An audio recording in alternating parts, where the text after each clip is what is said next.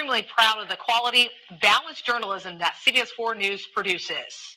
But we are concerned about irresponsible, one-sided news stories Plaguing our country. The sharing of biased and false news has been extremely dangerous to our democracy.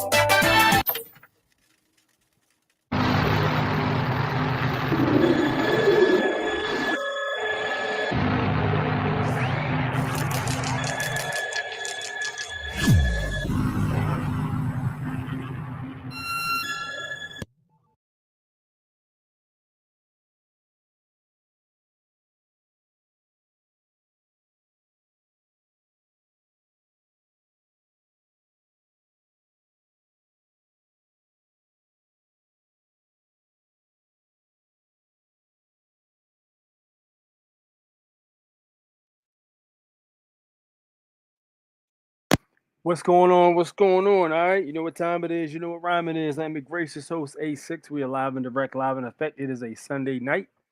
And we are in here, man. We had a thunderstorm this weekend out here in Maryland, dude. It was crazy. I was over at actually not too far from Annapolis. And man, let me tell you, I was right by the water, and I was walking dry 1 minute, the next minute I was taking a shower, apparently. So yeah, the storm was pretty heavy, you know what I mean? But it comes with the territory when you live on the East Coast, I suppose. You know, the tide was a little high.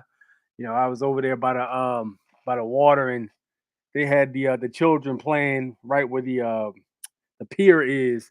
The children like to play on this little stoop, and it's supposed to be like at least like with regular tide, it's like maybe a foot and a half above where the water was. But it was literally like the curb was right here and the water was here.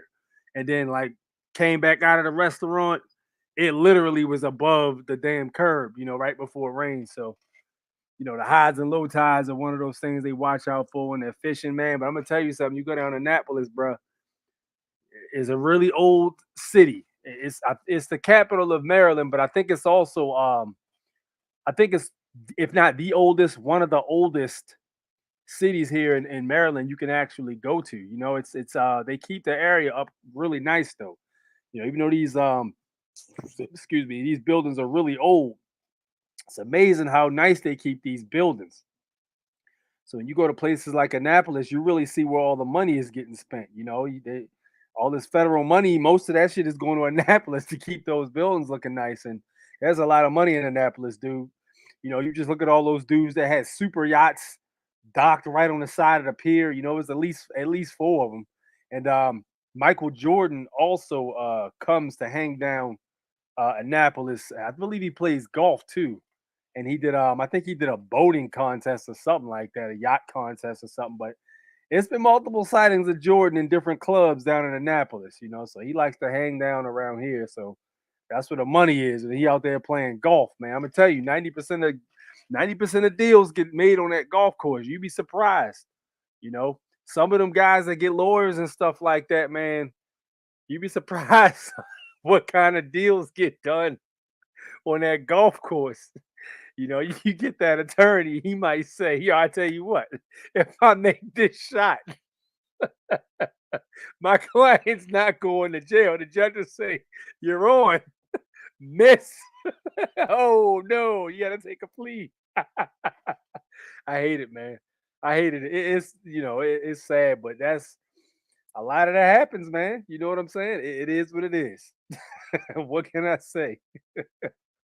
But yeah, a whole lot of deals get done on golf courses, man. You would be surprised how many deals get done on them golf courses. You want to make some good connections. Best thing you can do is get a mean golf game, save yourself some money, get a little caddy or something like that. See if you can get in some kind of rub elbows with somebody to get in some kind of club or something, and play golf with them boys. That's the best way to network, to be honest with you, because it's a lot of bigwigs on that golf course. Donald Trump owns a golf course. You know what I mean? All them bigwigs in the golf club and stuff like that, they paying him. 1,000%. Who we got in the chat? I got ACOG in the chat. We got a wrench up in here. Show some respect. What up? What up? What's good, champ? What up, Brandon? What's good with you? What's good with you? Jay Black, what up? What's good? Yes, indeed, man. It's not a game, man. When it comes to business, like, look, they say nepotism is supposed to be illegal, but who going to check them? You know what I mean? Who going to check them? You know? Damn, we ain't got Sippy Maker up in here. Oh, man. The perfect attendance is getting messed up. Somebody else is missing, too. Supposed to be having perfect attendance. Somebody else, they might be a little late. We'll give them another 10 minutes before we call them out on their bullshit. They always talking about, I'm here, I'm here, I'm here. You know what I mean? All right. Let me see. Where do we start today? I had a few reels that slid across my desk. If you guys been following my YouTube channel, if you're not following my YouTube channel, consider subscribing. There is a handful of individuals or people who don't subscribe. They just watch the channel and they don't subscribe. But you might miss out on some of the shorts and some of the videos I upload if you don't subscribe. And also, they've been playing around with the bell action too. Talk to Wolf about that, and the bell action completely disappeared on a lot of my videos, which is crazy. I'm wondering if it's for everybody. Let me look and see. Let me take a look.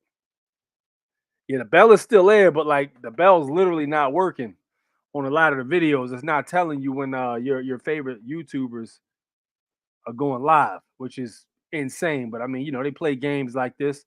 And they got me on a 2-week ban, and they play around with the notifications. Wolf was like, "Yo, they didn't even notify me when you went live. That's crazy." I said, "Yo, that's the stuff they do." But I put a lot of shorts out. It was very interesting.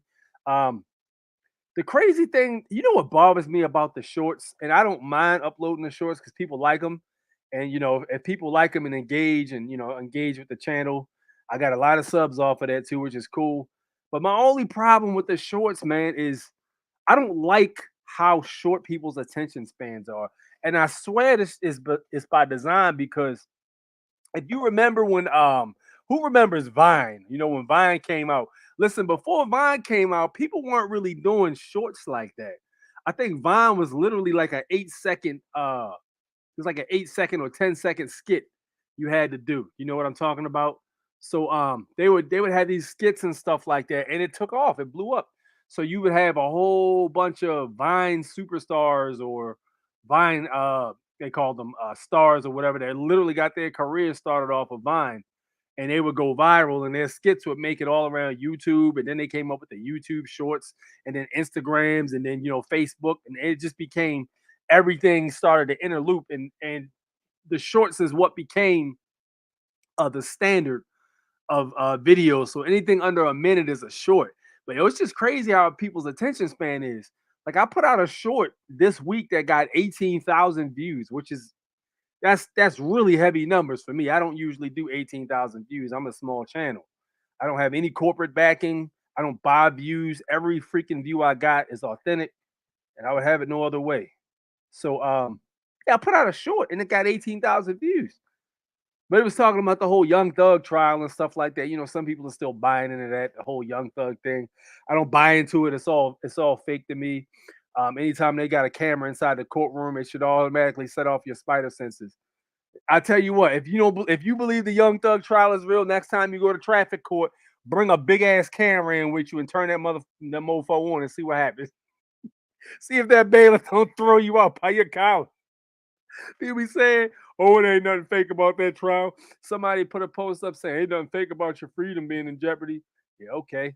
You try to bring a camera out next time you go in court and see what happens. See if you ain't fighting for your goddamn life. Now you got the First Amendment right to protect it. It's supposed to be protected to record, but there's been multiple court cases that clearly establish inside that courtroom your First Amendment doesn't apply. I don't personally believe that because at the end of the day, these are public proceedings, and if you can walk inside the joint and sit down and relax and watch what's going on, which I've done multiple times. Sometimes, you take a day off, I might mess around and just go to the court and just watch the whole entire proceeding. I done that multiple times. It's just interesting to watch. You go to like a circuit court and just watch these people, you know what I mean, move around. I done seen some crazy stuff in the courtrooms. You know what I'm saying? Just pertaining to subject matter for cases.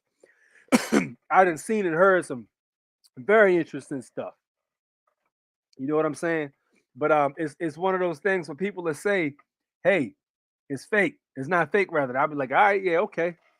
But yeah, so that Young Thug trial, people are following real heavy. People are real heavy into the rap music community, and they really got on that video, and the video did numbers. And there's also a video I shared too, in case you haven't seen it. I would suggest you watching that. But the heavy surveillance in New York, like they actually have a website where you can literally go on the website and watch all of these surveillance cameras they have posted in New York. Any of them, like if they work on Wi-Fi, which all of the government stuff works off of Wi-Fi, there's actually a website where you can look through these cameras, man.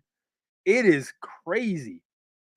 And slowly, when you looked at traffic lights and stuff like that, even the ones that didn't snap a picture of your view, because back in the day they had the only ones they had like around 2005 were the ones here in Maryland anyway, were the ones that could capture your license plate if you ran a red light. And those were relatively easy to beat. Back in the day, we used to use photo blocker.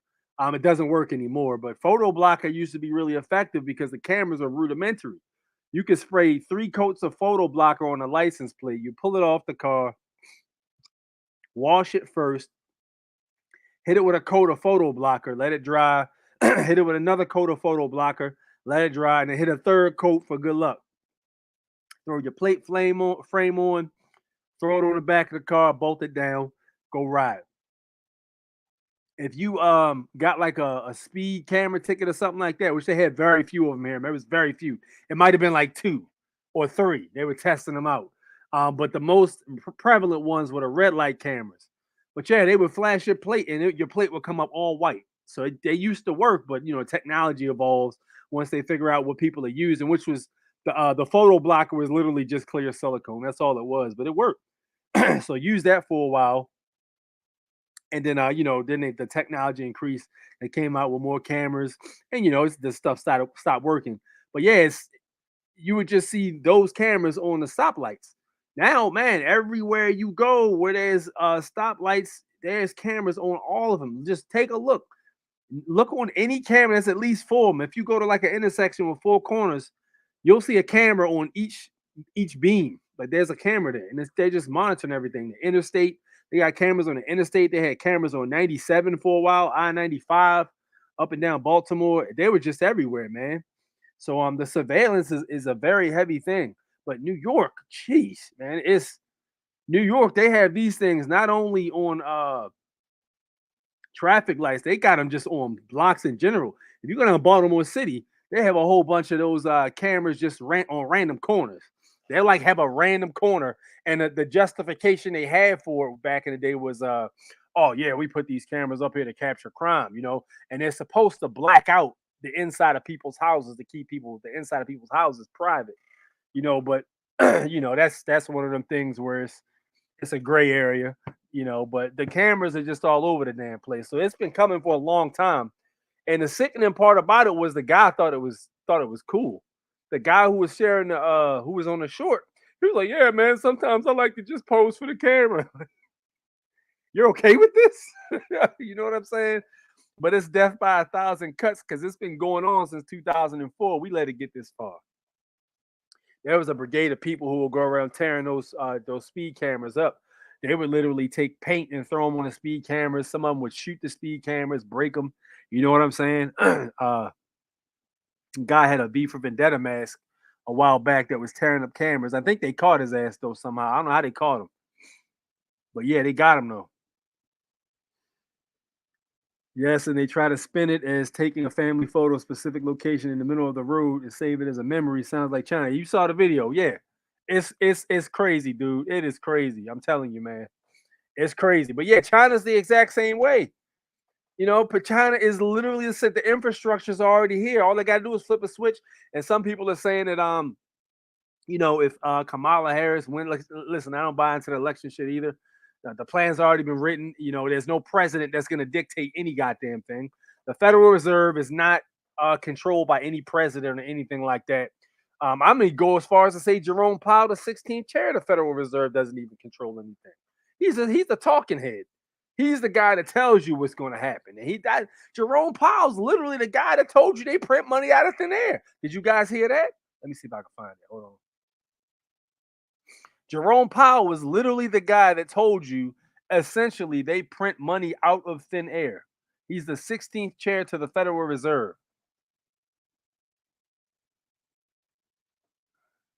Let me see if I can find it for you guys.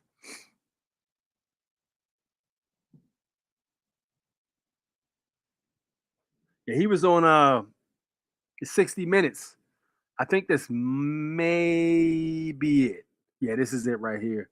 This is an iconic, and this when we say, there is no, which there is money, there is constitutional money.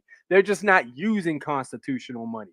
You can still go purchase gold and silver coins and operate in commerce amongst each other as quote unquote state citizens, as Article 4, Section 2, Clause 1 of the Constitution states. You know what I'm saying? We can still work as state citizens or nationals or such of the state by using gold and silver. It's still doable. They just don't use gold and silver in government, which they're supposed to be. But there is lawful money. So let's take a look at this real quick. Simply flooded the system with money. Yes, we did. That's another way to think about it. We did. Where does it come from? Do you just print it? We print it digitally. So we as a central bank, we have the ability to create money digitally. And we do that by buying treasury bills or bonds. This is the 16th chair to the Federal Reserve. Just said we've been saying all along, but when we say it, we're conspiracy theorists. When we say it, they call us soft sits. This freaking guy just told you how the freaking money is created or how the Federal Reserve notes are created. He just told you. But I'm a conspiracy theorist, though. But I'm crazy. But I'm making shit up. He just freaking told you they create money out of thin air. And how does the money get created out of thin air? They just told you. Treasury bonds. So what is those bonds? Those bonds are contracts that we sign. These are literally the things they use to digitally create the money, the quote unquote money, the currency of such, if you would. Or other government guaranteed securities, and that actually increases the money supply. We also print actual currency and we distribute that through the Federal Reserve banks. There you go. And what else do you need to hear? If you want to hear the whole interview, it's on 60 Minutes. Jerome Powell literally walks you exactly how they do it. That's how it's done. This is why you have the ability to discharge debts for that reason. That is the reason. Some people say, "Oh, you can't discharge that." Well, if you know how the Federal Reserve works, and if you know how they create the funds, then you'll understand or comprehend why it is a possibility. You know what I'm saying? Now, people that think you can just go in and, yeah, securities, right? Securities, right? Securities instruments, basically securities. What do you think something is when you put your social security number on it? What do you think that is? It turns it into a security. It's a social security number. That's what it's for. But anyway, my point basically being is with the instruments and things of this nature, um, the whole system was entirely based off of us using, using our signature to put things basically turn it into a security using instruments and things of that nature, using a social security number. That's what the system was created for. That's why it was created after 1933 when they removed the gold and silver. However, you do not have to participate in that system. If you really want to be completely like standalone, man, you could just literally render unto Caesar that which is Caesar's, turn into everything, all commercial items, everything whatsoever. Create your own ID. Go set yourself up a trust, purchase some land, put the land in the trust first, and turn everything in. You know what I'm saying? Have it like an ecclesiastical trust or something like that. Build your own house with your hammer and your nail physically. You know what I mean? And you can just live like that and just use your gold and silver amongst other people, and you could be completely sovereign. They have no authority to do anything on any of your land whatsoever. As long as you ain't taking out no loan to pay the land off. You know what I'm saying? But a lot of us, that's very hard for a lot of us to do. 1,000%. But yeah, if you want to be completely standalone, that's the way to do it. But there is lawful money still here. That's what the goldbacks. I told you guys about the goldbacks. You can get right online and get goldbacks. Goldbacks are literally um, the gold dollars almost, if you would. But they certain states do accept them. I think Utah, North and South Dakota, and a few other places accept the goldbacks. Mostly red states, Democratic states don't accept them, but mostly red states will accept goldbacks. You know what I mean? So with those, you can literally spend those. That's lawful money. So lawful money does exist. The gold coin, silver coin is still technically legal tender, but it's not a wise idea to use it amongst the world of commerce because they want to give you face value for it. They don't want to give you the melt value. So if you get like, let's say for instance, you get a silver 1 ounce silver coin, on the face it says $1, but the freaking coin is worth like $36. So you don't want to just get ripped off. So the best thing to do is if you trade it with somebody else, you want to trade it for the melt value of the silver.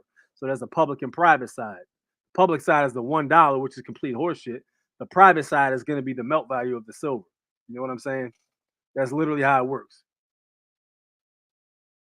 Interesting stuff.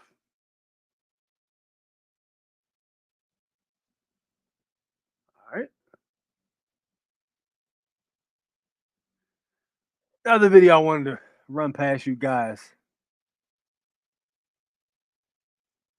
So this guy's talking about how different, and I told you guys about this a while ago. I read a article that was talking about how most of these actors and actresses' names are completely different. Ben Stiller was the main one who stood out to me. He's actually, I believe, they said he was descendant of the Rothschilds or something like that. But Ben Stiller is like literally a stage name. A lot of people thought Terry Hogan was Hulk Hogan's name, Terry Hogan, but that's not his name. His name was Terry Bollea. But he was going by Terry Hogan, but his name is on stage is Hulk Hogan, but they use the aliases on aliases.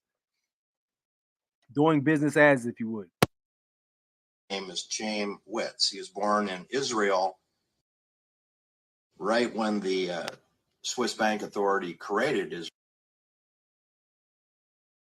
Israel. The fake state of Israel was created in 1947, and Chaim Witz was born 1949. Give me a second. I don't know why this is freezing up. Hold on. It must not like something I said. Let me reboot this thing.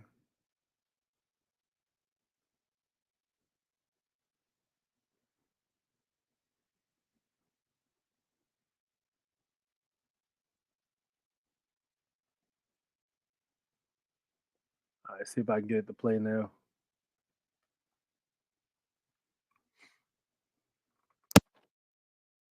Name is Chaim Witz. He was born in Israel right when the Swiss Bank Authority created Israel. The fake state of Israel was created in 1947, and Chaim Witz was born in 1949, just like 18 months after the state of Israel was created.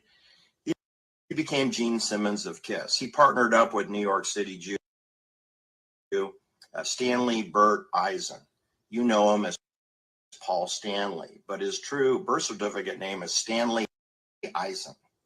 It's the name game, right? Nobody is who they say they are. That's what Patrick McGowan said in a Columbo episode entitled Identity Crisis. It's the name game, right? Identity crisis. It's a crisis if you don't know who the person is. Who is Jerry Lewis, you ask? Well, I'll tell you. His name is Joseph Levitch. Joseph Levitch is Jerry Lewis. Is Jerry Lewis. Who is Jack Benny, you ask? Well, he's Benjamin Kabelski. It must be the way it's Benjamin recorded. Kabelski from Chicago became Jack Benny. Jerry Lewis came from Newark, New Jersey. His name is Joseph Levitz. His name is not Jerry, and his name is not Lewis. It's Joseph Levitz, and he became Jerry Lewis. Benjamin Kabelski became Jack Benny, the violin player, the unfunny comedian. Then we have George Burns. He was born in New York. His name is Nathan Beerbaum. Nathan Beerbaum became George Burns, the cigar-smoking Jewish comedian. Nathan Beerbaum. Then we have Mendel Berlinger. He became Milton Berle, also known as Uncle Milty. And in Beverly Hills, we have the sons of a Jewish comedian. We have Stuart Robert Einstein. Stuart Robert Einstein. He went to Beverly Hills High School. He became Super Dave Osborne. Lives right below the Sharon Tate murder scene. Super Dave. And he's the older brother of Albert Brooks, whose real name is Albert Einstein. Albert Einstein, he went to Beverly Hills High School with Richard Dreyfuss and meathead Rob Reiner. Rob Reiner, Richard Dreyfuss of Jaws, and Albert Brooks, Albert Einstein, they all went to Beverly Hills High School and graduated a few years before Sharon Tate was murdered, right above where Albert Brooks, grew up on Benedict Canyon Drive. Across the street from where Thomas Insay was murdered, he was murdered at 1051 Benedict Canyon Drive. He was actually murdered on William Randall Hearst's boat, but they dumped his dead body at his house across the street from Super Dave Osborne and Albert Brooks. They hadn't been born yet. That was 1924. All right, then we have Jon Stewart. He's a Tonight Show, late night, unfunny comedian, political commentator, right? His name is John Leibowitz. John Leibowitz became Jon Stewart. He's Jewish.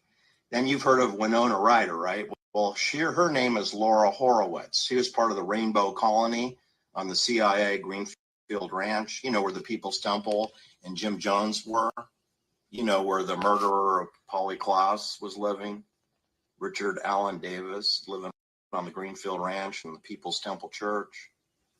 And, you know, that's where Leonard Lake, and who was doing Operation Miranda snuff films. He's living on the same property that Laura Horowitz, Winona Ryder grew up. That's where Timothy Leary and Richard Alpert, a PhD in psychology from Stanford University. He is Winona Ryder's grandfather, along with Timothy Leary. Winona Ryder has two grandfathers, Timothy Leary and Richard Alpert, who's a Jew from Stanford University, and is on the same property that Leonard Lake is. Snuff Films, Operation Miranda, People's Temple, Jonestown. Charlie Manson went up there. Susan Atkins went up there for short time. But the People's Temple, they were up there for like 10 years, from 1965 to 1974, 9 years at least. They were on the property that Winona Ryder grew up on, along with Leonard Lake, who was attributed and implicated in the disappearance and murder of 15 people. Then we have Cass Elliot. Her name is Ellen Naomi Cohen. Ellen Cohen is Cass Elliot. She was murdered in London in the Mayfair district, across the street from the Dorchester Hotel, in a Masonic address, in a Masonic apartment. And then 4 years later, Keith Moon of The Who, the drummer from The Who, he was murdered in the same bed, in the same bedroom as Cass Elliot, whose real name is Ellen Naomi Cohen. All right, then you've heard of Scott Thompson, right? No. Carrot Top, the guy who's spent 18 years in residency at the Luxor Hotel, the tallest pyramid in Las Vegas, at a 3333 address, 3900 South Las Vegas Boulevard is the Luxor Hotel, and Carrot Top is the #1 attraction there. Carrot Top, his name is Scott Thompson. He's from Orlando, Florida area. His father worked for NASA. His father was an engineer at NASA. He's a comedian, works in a Egyptian pyramid in Las Vegas. Then we have Stephen Allen Weinberg.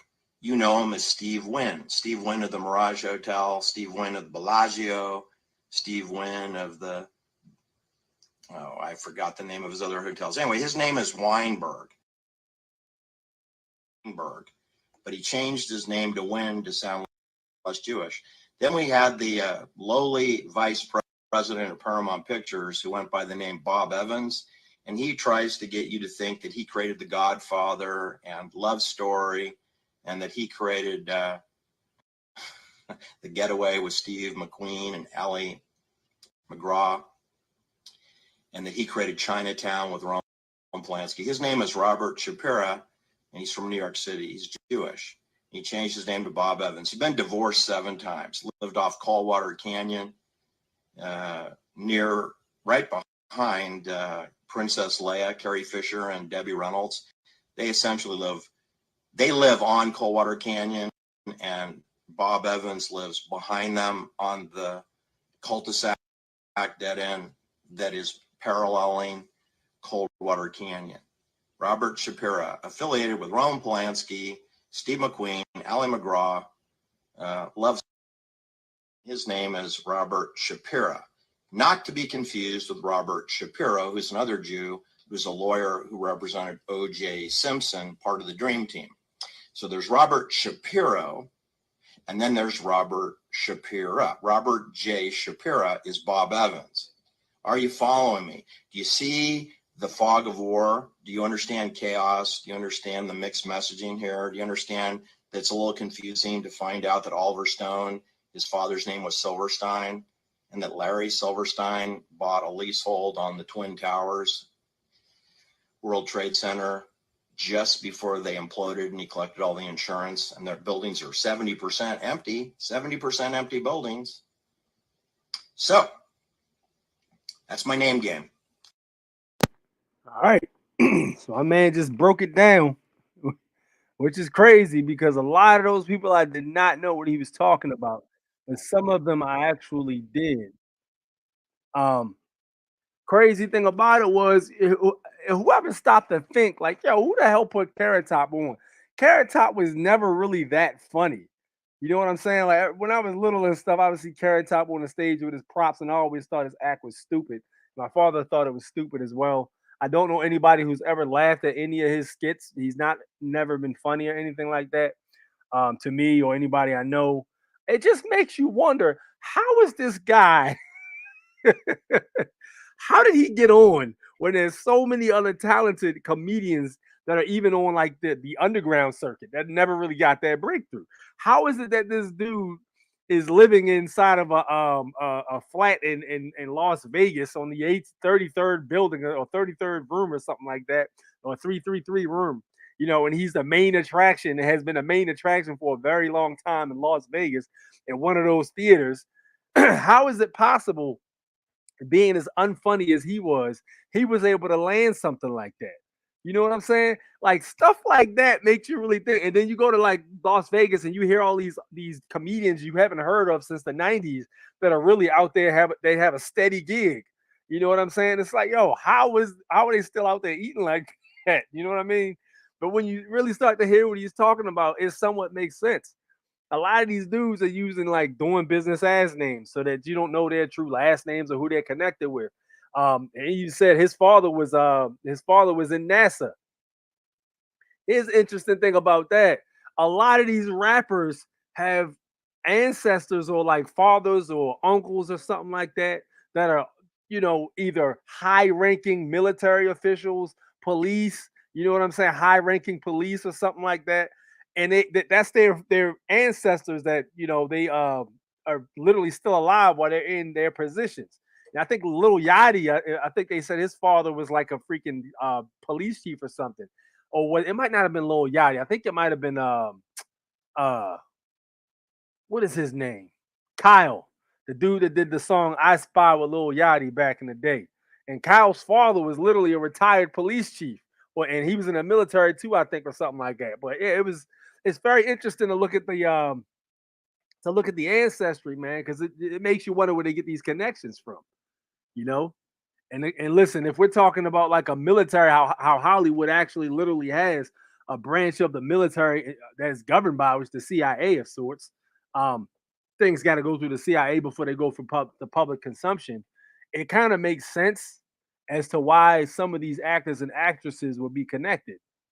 They're helping guide whatever vision that needs to be protruded forth to where it needs to be put at, so that people can watch it or people can be entertained by it.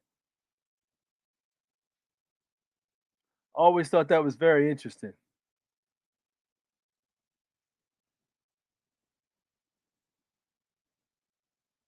All right.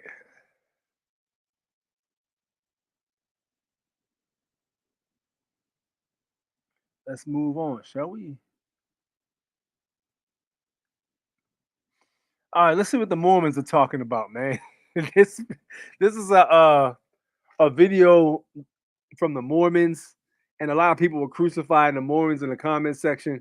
I actually thought the video was hilarious, but draw your own conclusions on this one. But I'm gonna play the whole thing through. This is the first time I've actually seen this week.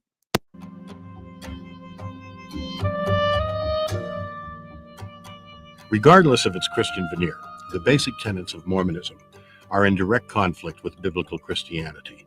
The following piece of animation, based directly on actual Mormon publications, highlights these major doctrinal differences.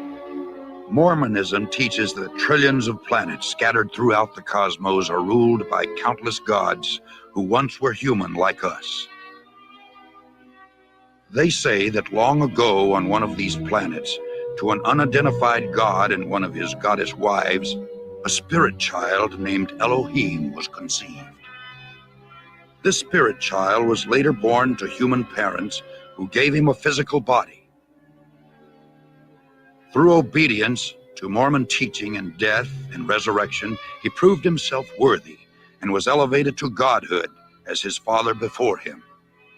Mormons believe that Elohim is their heavenly father and that he lives with his many goddess wives on a planet near a mysterious star called Kora. Here, the God of Mormonism and his wives, through endless celestial sex, produced billions of spirit children. To decide their destiny, the head of the Mormon gods called a great heavenly council meeting. Both of Elohim's eldest sons were there, Lucifer and his brother Jesus. A plan was presented to build planet Earth, where the spirit children would be sent to take on mortal bodies and learn good from evil. Lucifer stood and made his bid for becoming savior of this new world. Wanting the glory for himself, he planned to force everyone to become gods. Opposing the idea, the Mormon Jesus suggested giving man his freedom of choice as on other planets. The vote that followed approved the proposal of the Mormon Jesus, who would become savior of the planet Earth. Enraged, Lucifer cunningly convinced 1/3 of the spirits destined for Earth to fight with him in revolt. Thus, Lucifer became the devil and his followers the demons. Sent to this world, they would forever be denied bodies of flesh and bone. Those who remained neutral in the battle were cursed to be born with black skin. This is the Mormon explanation for the Negro race. The spirits that fought most valiantly against Lucifer would be born into Mormon families on planet Earth. These would be the lighter-skinned people, or white and delightsome, as the Book of Mormon describes them.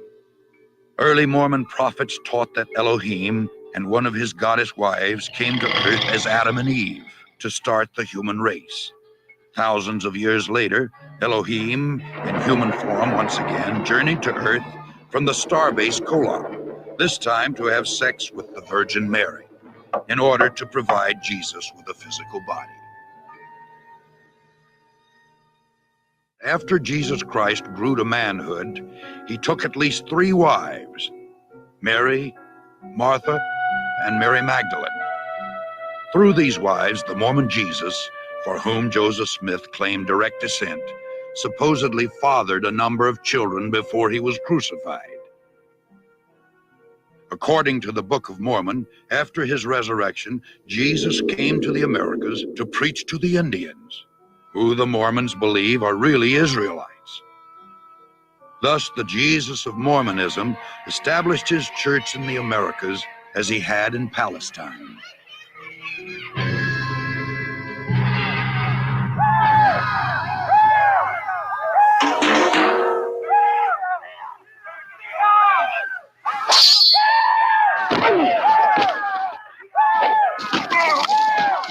By the year 421 AD, the dark-skinned Indian Israelites, known as Lamanites, had destroyed all of the white Nephites in a number of great battles. The Nephites' records were supposedly written on golden plates and buried by Moroni, the last living Nephite in the hill Cumorah. 1,400 years later, a young treasure seeker named Joseph Smith, who was known for his tall tales, claimed to have uncovered these same gold plates near his home in upstate New York. He is now honored by Mormons as a prophet because he claimed to have had visions from the spirit world in which he was commanded to organize the Mormon church, because all Christian creeds were an abomination. It was Joseph Smith who originated most of these peculiar doctrines which millions today believe to be true. By maintaining a rigid code of financial and moral requirements and through performing secret temple rituals for themselves and the dead, the Latter-day Saints hope to prove their worthiness and thus become gods. The Mormons teach that everyone must stand at the final judgment before Joseph Smith, the Mormon Jesus, and Elohim. Those Mormons who were sealed in the eternal marriage ceremony expect to become polygamous gods in the celestial kingdom, rule over other planets, and spawn new families throughout eternity. The Mormons thank God for Joseph Smith, who claimed that he had done more for us than any other man, including Jesus Christ. The Mormons believe that he died as a martyr, shed his blood for us, so that we too may become gods. Although there are thousands of Mormon churches throughout the world, there are only a few dozen Mormon temples. These massive structures play a vital role in the Mormons' quest for godhood. Mormons must engage in a series of occultic rituals inside the temple in order to become a candidate for godhood. Only an elite selection of devout Mormons are allowed to enter. To do so, the potential Mormon god must adhere to a strict code of ethics, including abstinence from tobacco or caffeine-based products, paying a full tithe to the Mormon Church, and wearing of the magic Mormon underwear 24 hours a day. He has to receive a satisfactory interview from his bishop and from his stake president. There he's asked, or she is asked, certain rather penetrating questions about their worthiness, their morality. If he's a full tithe payer, that is the only way that we can be with our Heavenly Father. Otherwise, we could not be in his presence. The motivation for the Mormon male to commit to such requirements is the promise of endless celestial sex, with thousands of goddess wives, along with a personal planet to rule and reign over. However, Mormon males who fail to meet all of the necessary requirements risk being castrated upon their entrance to heaven. So you can see why the temple is so important to the Latter-day Saint, because if he is worthy to go into the temple and there receive the sacred ordinances and covenants and keep them, he can eventually grow into becoming a God himself. Tell me who God the Father is to you. He is like you and I, every human being on the face of the earth. Oh, is he a man? Yes, he is. All right, I think we're good there. All right, so interesting thing though, man. They said the punishment for wanting to remain neutral in the battle between good and evil was black skin. they said that's where the Negro race came from. Jesus. Oh man, that's hilarious. I will say this though. I've been I'm somewhat of an omnist, okay? I believe there's a lot of different truths in a lot of different areas. You know what I'm saying? But I don't believe every single thing is gonna be right in one particular corner of religion. I think there's a lot of truths in a lot of different places on earth. And that's why when people say things like should we need to bring religion back in the schools, then it's like, all right, well, do you mean all religions or just yours? You know what I'm saying? I think that's a valid question. You know, religion needs to come back, which is anti-disestablishmentarianism, pretty much remove that the separation between church and state, which is why the ecclesiastical trust will be private. But getting back to what I was saying though, the public school itself being separated from religion, like people are saying that they need to bring religion back in the public school. But again, then you have to, with America being the way it is and all these people coming from all these different countries, now if you want to do that, now you got to have a conversation about which religions, you know. Interesting stuff, man. But the whole Mormon temple thing, I'm gonna tell you something interesting about the Mormons, though. If you have a Mormon temple near your area, every once in a while they open their doors up for the public. Most of the time, it's Mormons only can even come in the joint. Like there's a Mormon temple on 495. Anybody who's out here in Maryland, you probably seen it. It looks like Disneyland. Every time you ride up 495, you can just see the big ass gold steeples. You know what I'm saying? And it's majestic looking. And they opened the doors about 3 years ago to the public. And interesting thing about the Mormon temples, they keep really, really good records. Even people that aren't Mormons, like they might have records of your ancestors, because the way they work is if they get records, they keep them. If they come across certain records, they'll put them inside the church and they'll keep the record. So even if you're not a Mormon or some of your family is not Mormon, if you're trying to trace some of your ancestors, a good place to look might be the Mormon temple. Surprisingly, I actually read that in Dane Calloway's book, Tracing Your Genealogy Through Records. The Mormon temple is a very good source of finding. You might even be able to find what tribe your family was in. You know what I'm saying? Through Mormon records. They got some impressive records over there. So might be a good place to look if you're trying to trace your genealogy, but they take top tier record keepers. And as far as what they believe, I don't know about all that. Some of that stuff is a little off even for me, but I mean, some of it sounds legit. Some of it does. I think the cartoon was ridiculous. I think the cartoon was utterly ridiculous. But I mean, hey, my opinion. You know what I'm saying? Let me see. Mike Freeman says United States Code isn't even actual law; it's been corrected. Yeah, United States Code is actually the Crown, I believe. That's it's British. That's under the United States. That's the United States Corporation Codes. Wasn't the father of Jim Morrison lead singer of The Doors? The admiral who promoted the Gulf Tonkin false flag. I do not know. I do not know. It must be some pre 1979 Mormon. Peace to the gods. Good music. Yes, indeed. Religion means to bind again. Okay. Mormons, interestingly, are more in line with the Antichrist than Christ, in my opinion. Break that down, Mike. I want to know why you said that. Break that down. I'm curious.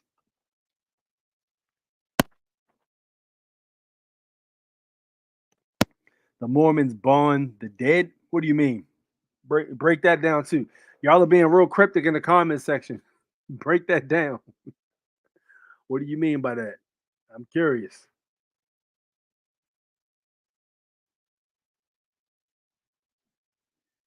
All right. I was going to share this, but I think it's a little long, so I'm not going to do that today.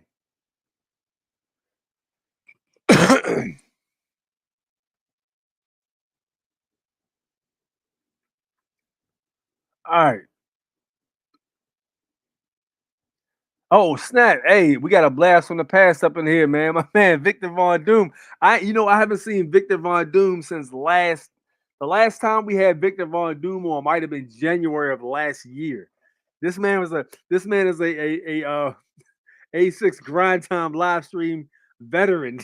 I had people literally say when Victor Von Doom comes on, I actually had somebody say, "Yo, whenever you have Victor Von Doom on, I just light a doobie, turn all the lights off, and just put the video on and just kick my feet up and just listen and just puff and just listen to the Von Doom talk because some of the stuff he says is off the chain."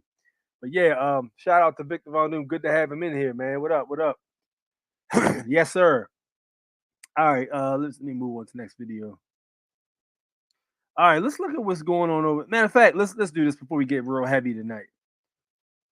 Let's look into a detox bath, man. A detox bath, something to help you out. For anybody who's having aches or pains or tension or just you can't seem to get to sleep or something like that. You feel unrelaxed. I'm gonna tell you something. These baths can really make you feel a whole lot better. You'd be surprised how relaxed you feel after one of these detox baths. I need to take one. I really need to take another one.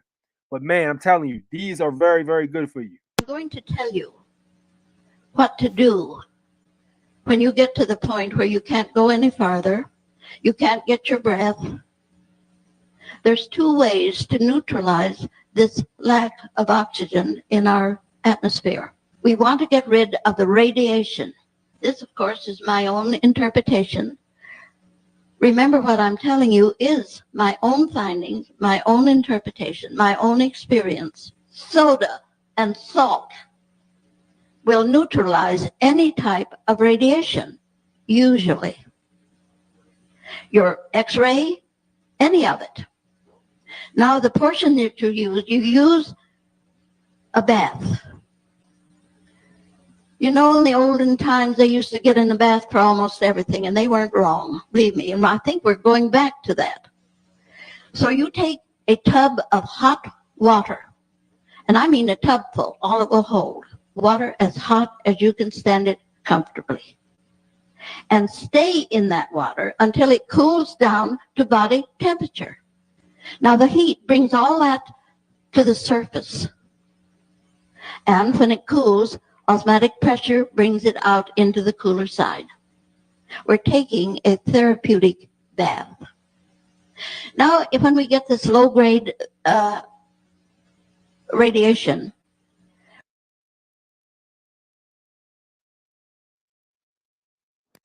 All right, so she just puts you on. So look, detox bath, baking soda and sea salt. All right, you can mix in a hot bath. I even recommend some oils, man. You can get yourself some essential oils and put it inside the water as well. Mix it in the water with the baking soda. You know what I'm saying? And you can mix it in with the sea salt. Um, all inside the water. Throw some oils in it, man. And I'm telling you, it feels magnificent on your skin. Like you just sit there and relax. Just put your head down, just relax. Don't fall asleep. Just relax, kick it, and watch uh, how much of a load comes off your shoulders. You know, you got some stress going on, you got some things you're dealing with or whatever, you know, any type of issues you might be battling through. You know, the epidermis is the biggest organ you have in your body, man. Take care of your skin. Just get in that tub and just soak and relax. You know, and then if you can, make sure you put your feet in that soil too. That's going to do a lot to discharge that energy buildup. 100%. Mike Freeman said they worship the men. Joseph Smith and Jesus teach people to be subservient to the elders of the temple rather than the spirit. Yeah, that's crazy to me. That's crazy to me. And you know, anytime that happens, you got all kinds of weird stuff that happens in those religious settings with the children and stuff like that. You know what I mean? And I kind of feel as though like, yo, if somebody's subservient and some weird stuff happens, it's gonna make you not want to split their wig for doing some foul stuff. But that's neither here nor there on YouTube. We'll talk about that on the Patreon. By the way, if you're not on the Patreon, hop on the Patreon. It is only $5 a month, and I can chop up game on there a lot heavier than I can on here. Certain things I can't say, certain topics I can't talk about. Last week we discussed. I think we discussed. What did I discuss? I think it was discharging debt or something like that. We talked about it and different things I found effective and what wasn't effective. But that's for the Patreon. That's not for YouTube. What up, Nicole? What's good? What's good? What up? Mike says, anyways, I'm out. I'm exhausted and barely awake right now. Peace. No doubt, man. Thanks for tuning in, bro. I normally use baking soda and eucalyptus Epsom salt. Yeah, I actually use eucalyptus Epsom salt too. Highly recommended. A lot of times after I train, if I'm in pain or something like that, if I have like a real heavy training session, like what we'll do is before tournaments, we'll have like a banger. You know what I'm saying? Like we'll be on the road on the mat fighting for like 10 whole minutes. Like you might be fighting for 10 minutes on the mat with no break, just guff, guff, guff, 10 whole minutes. You better know how to survive because that 10 minutes is going to come. You know what I'm saying? And you're gonna be fighting through it. But once that time is done, you know, we might have a chance to take a break and get back in there and do it again. By the end of the night, your joints are sore, your legs sore, arms are sore, all of that stuff. Sometimes you just need to go home and take an Epsom salt bath and just soak and relax. You know what I'm saying? If you can get to the point where you use the filtered water, you ain't soaking in a bunch of goddamn fluoride and all that craziness. You know, not all of us can afford a Kangen, but if you can get in a situation where you can soak in some chloride, fluoride and chlorine free water, that'd be the best thing for you with some of that Epsom salt and that maybe even that baking soda and some essential oils, man. Oh yeah, yeah, that's gonna. And listen, I'm gonna tell you, it moisturizes your skin too, man. You just feel like great. It's very nice. Your epidermis is showing. Y'all remember that? Bart Simpson fell off and broke his leg. Was it his leg or his arm? He fell off and broke something off the diving board. Nelson was a dick. Anybody see that live action Simpson movie? I'll put that on a list of movies I'm never gonna watch because that looks stupid with Adam Sandler. And I usually like Adam Sandler movies, but I don't want to see that. What up, Jared? What's good, champ? Good to have you here, man. You late, brah? Civic Maker ain't in the house, man. He not here today. We got Alfonso in the house, but Civic Maker never showed up. That's crazy. 100%. Dang, my man about to lose his perfect attendance streak. All right, let's see what's going on down in Florida with that sheriff that's basically a celebrity. So apparently there was a guy who claimed to be a Moor, and he was doing right to travel. And he was in I think it was a park or something like that after hours just in his car. And apparently this guy was homeless. And the sheriffs were looking for a suspect, and it wasn't him. They were looking for somebody else, and they pulled up to him and they asked him for his ID. He refused to give them ID. This, that, and the third. They did a traffic stop. You know how they do traffic stop and try to get jurisdiction. You know, I had no fucking jurisdiction, but yeah, they tried to do a traffic stop and shit went south, and he ended up getting into a armed altercation. That's what we'll say with him, and he ended up deleted. So let's play this. Filed an arrest warrant for me. Oh no! Say it ain't so. Hold on. Let me reboot the joint. Maybe it's just because I haven't played it in a while. Hold on.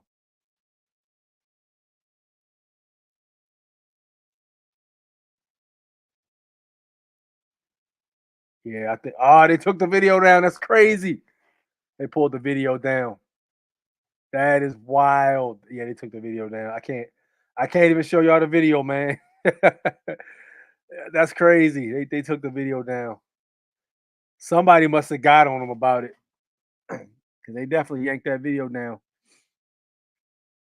Some planner says, "Oh yeah, Sheriff Grady Judd, who thinks that body cams are a waste of money." Yeah, that dude worries me.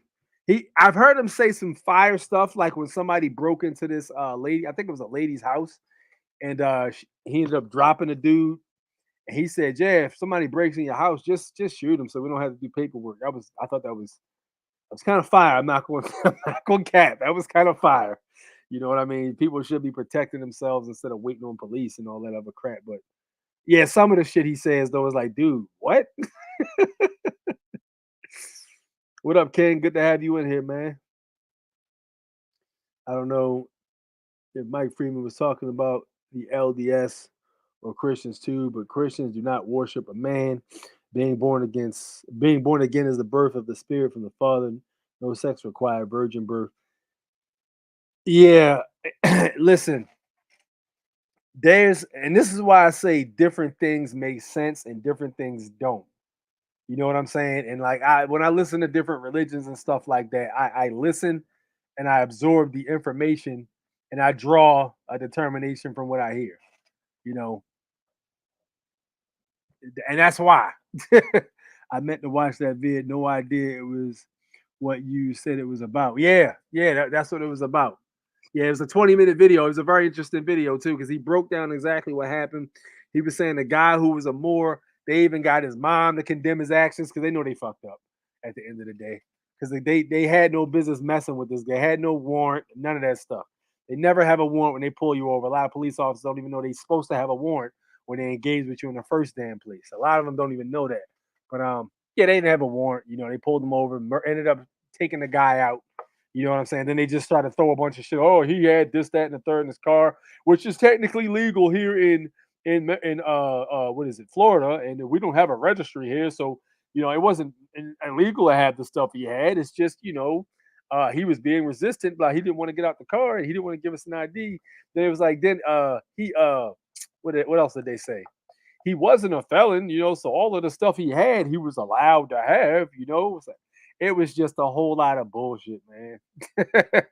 A whole lot of listen, at the end of the day, and they got his mom to he identified as a Moor, and we asked his mom, his mother hadn't seen him in 3 years, and somebody who hasn't seen his mother in 3 years is definitely of questionable character. He was just the smear campaign was ridiculous, and all of this was to sway the public opinion against taking this guy's side because the guy wasn't in the wrong. At the end of the day, they violated this man's rights. You know what I'm saying? And they try to cover it up. And this is what the media does, man. The media is very powerful at that. Like if they're in the wrong, they'll sway the public opinion because once you sway the public opinion, a jury trial is going to be very hard to deal with. Most people are idiots. Look how many people took the jab?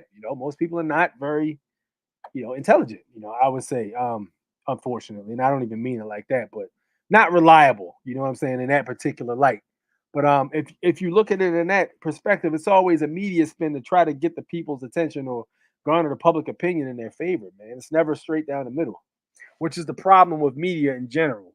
That's the problem with media, and what they're doing with social media, blocking freedom of speech and stuff like that on YouTube. They don't do it so much on X anymore, but on YouTube, you can't say what the hell you want anymore. Problem with that is, it's the same thing as the news. Like the news is literally suffering from a few different places having the most ears listening and are owned by corporations. That is the main problem with the freaking news, man. The TV news. It's bought and paid for. It's not really, it's pseudo news. You sit down and watch news for like an hour, bro. You're just getting bombarded with negativity. By the time you finish watching the news, first thing you think is, I need to save my money up and move away from here because this place is crazy. And it's like that no matter where you go. It's like that. You move to, listen, man, you live in Baltimore. You're going to hear this person shot, this person robbed, injured, stabbed, blah, blah, blah, car theft, crime. Listen, it's a whole lot of that. And you'll want to move. You'll mess around and move to goddamn Dallas, Texas, and then you'll start hearing about this, that, and the third. People losing, robbing. It's just all kinds of stuff. It'll always be something. It doesn't matter what news station you listen to. It's always designed to make you afraid or think, hey, this world's going to shit. There's never any positivity.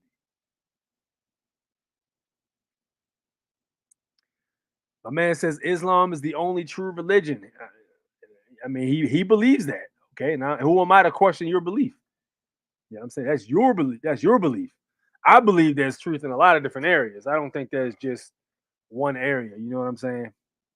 All religion are for fools. And that's another thing, Jared. I think there's multiple truths in multiple different religions. And a lot of religions share similarities, whether they want to admit it or not. You know what I'm saying? That's a whole nother conversation for a whole nother day, because I can tell you the similarities between Christianity and the original inscriptions on the pyramids, which had Amun Ra and Horus. We listen. I done already been there. What up, Yellow? What's up? What's up? Respect, respect. No religion is the true religion. There's the video. Where's the video? I don't see any video. What are you talking about? Are you trying to share the video here? Because YouTube's not going to let you share any links here. It's going to ban your comment. Like, it might appear on your screen, but I'm not gonna be able to see it. Oh yeah, y'all should already be hitting the like button, man. That goes without saying, definitely. Religions don't need to be true or factual. They are vehicles for something called egregores, which have caused problems for millennia. Listen, I think, all right, here's my take on religion, okay? A formatted religion. I've seen formatted religion make individuals better people. I've seen it, okay? I've seen people grow up the wrong way, and I'll see them years later, and they might be into Islam. They might be wearing suits, clean cuts, you know what I'm saying? Treating women like gold and stuff like that. Reliable people you can talk to, upstanding guys. You know what I'm saying? I've seen it. I've seen guys in the streets, get in trouble, get hemmed up, get out of jail, heavy in Christ, turn their life around. I've seen guys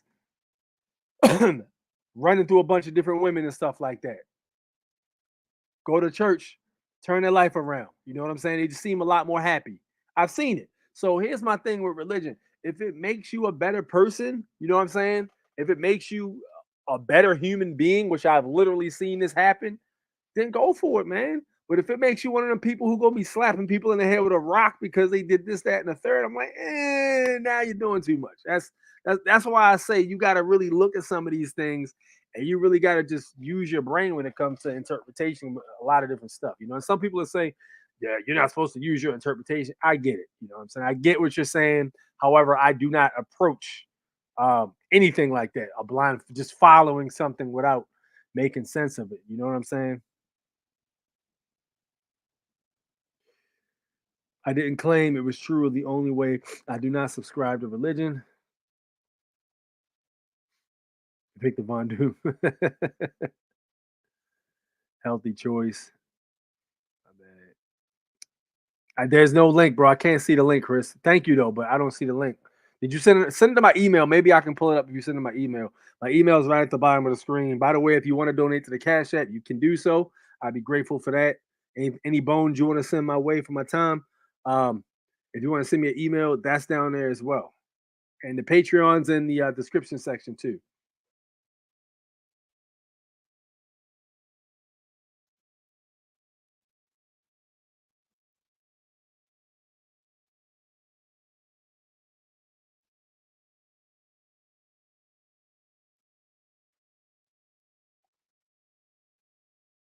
Haven't gotten it yet, so I'm assuming you're sending it, but I haven't gotten the email yet.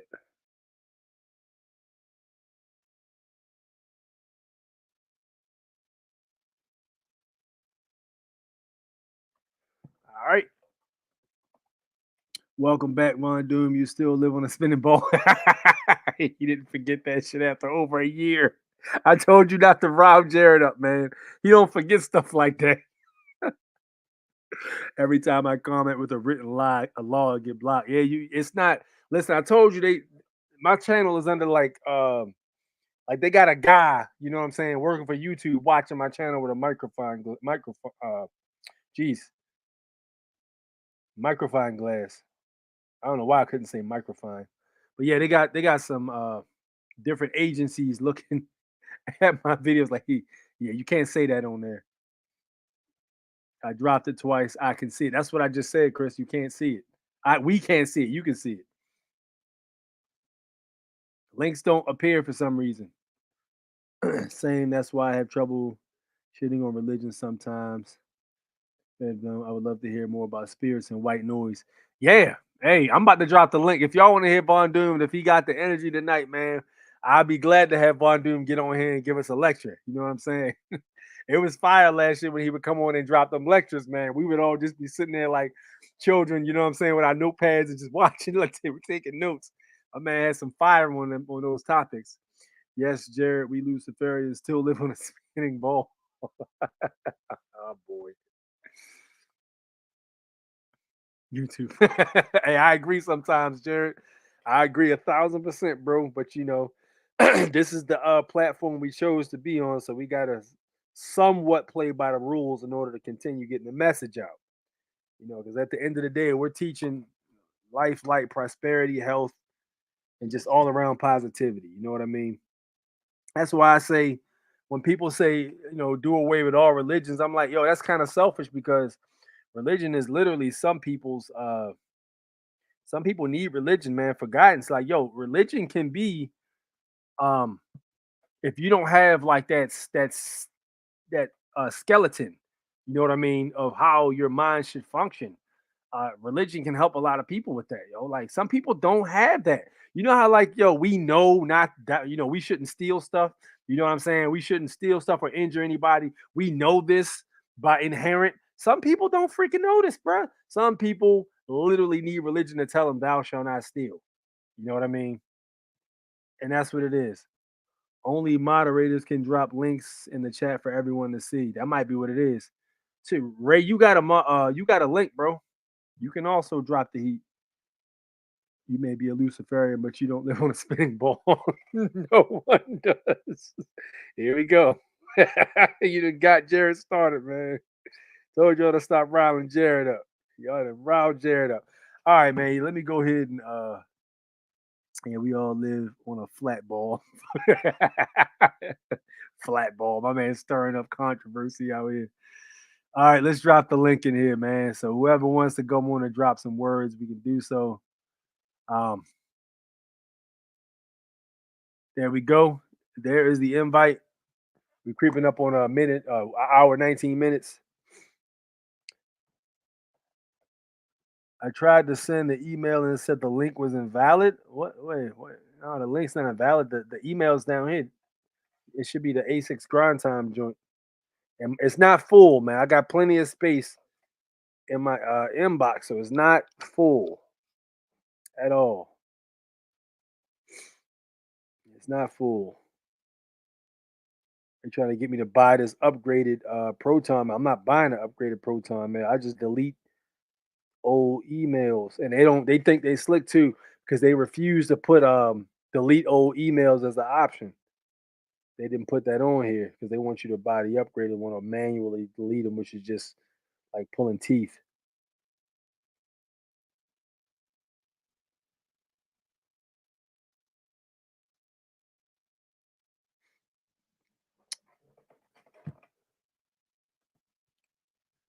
When I thought this realm was pretzel sheet. Your address is fine. Watch this vid. They lie to us after all this time. It's about slavery, the truth. It's invalid because they deleted the video. Yeah, that's what I thought. They got rid of the video. That's what I just showed you guys. I was just about to show you the video, and the video is literally freaking gone. They pulled it off YouTube, man. Like I said, listen, he explained all of the facts, and it didn't take a genius, even somebody who knew the freaking law, to know that they was in the wrong. He was trying to spin it as much as he could, and they probably pulled the video down because it sounded bad. It made the department look like a bunch of fucking bullies. You know what I'm saying? Chevron deference is out the window. Supreme Court already ruled they didn't have jurisdiction, so they are completely in the wrong. The agency had no right to even be talking to him. They had no jurisdiction. They didn't have any jurisdiction before Chevron deference got eliminated by Supreme Court, and they ain't have none after. You know what I'm saying? Marbury versus Madison, 1803 already said they don't have jurisdiction. Any law repugnant to the Constitution for the United States of America is null and void. So all them statutes that they were trying to uphold, null and void. That's why they get when. That's why when you get the case, like, hey, did anybody hear about? We talked about this a few weeks ago. Chili got out of jail. He was in jail for 4 months, and he's back doing audits now. And you should have seen the police officer that locked him up. He was like, "Yeah, he was in jail for 6 months." And so, yeah, and they dismissed the case, got appealed and overturned. And now I'm coming for your wallet. That motherfucker got quiet. He got quiet because he knew he was in the wrong. You know what I'm saying? But yeah, it was interesting to see him get out. He was a little too aggressive, I think. I got your email, bro. I just got it. He was a little too aggressive. I think he was too aggressive, but he changed his delivery now. Now he's a lot more controlled and respectful. And what I noticed is you get more information out when you're not yelling. When you're not yelling and arguing, you get more information out, and they're more liable to listen to you if you're not screaming and yelling. All right, I got the email. I'm just trying to freaking get this thing to work. Okay. All right, I did find a video on Fox 13 Tampa Bay. It is 20 minutes and 18 seconds. I'm assuming it's the exact same video, so I'm going to play it. Doom, I see you in the green room, bro. Give me a minute. Let me play some of this video first. I got you. All right, let me see here. All right, so this is what I was telling you guys about. Hello, everyone. Thank you for being with me today. We're going to go over this entire event and then bring you up to speed with what we know now that certainly we didn't have the details of the other night. First and foremost, I want to introduce you to two heroes. This is Lieutenant Chad Anderson and Deputy Craig Smith. They both went to back up Deputy Conover, and this occurred on Saturday morning about 12:22 in the Hunt Fountain Park on Duff Road in North Lakeland. Deputy Conover was working the area because we had some burglaries in the area. Gangbangers, kids, teenagers, flipped door handles, looking for cash, credit card, guns. And there had been some of those in the area. Are bills and debt becoming roadblocks that are getting in?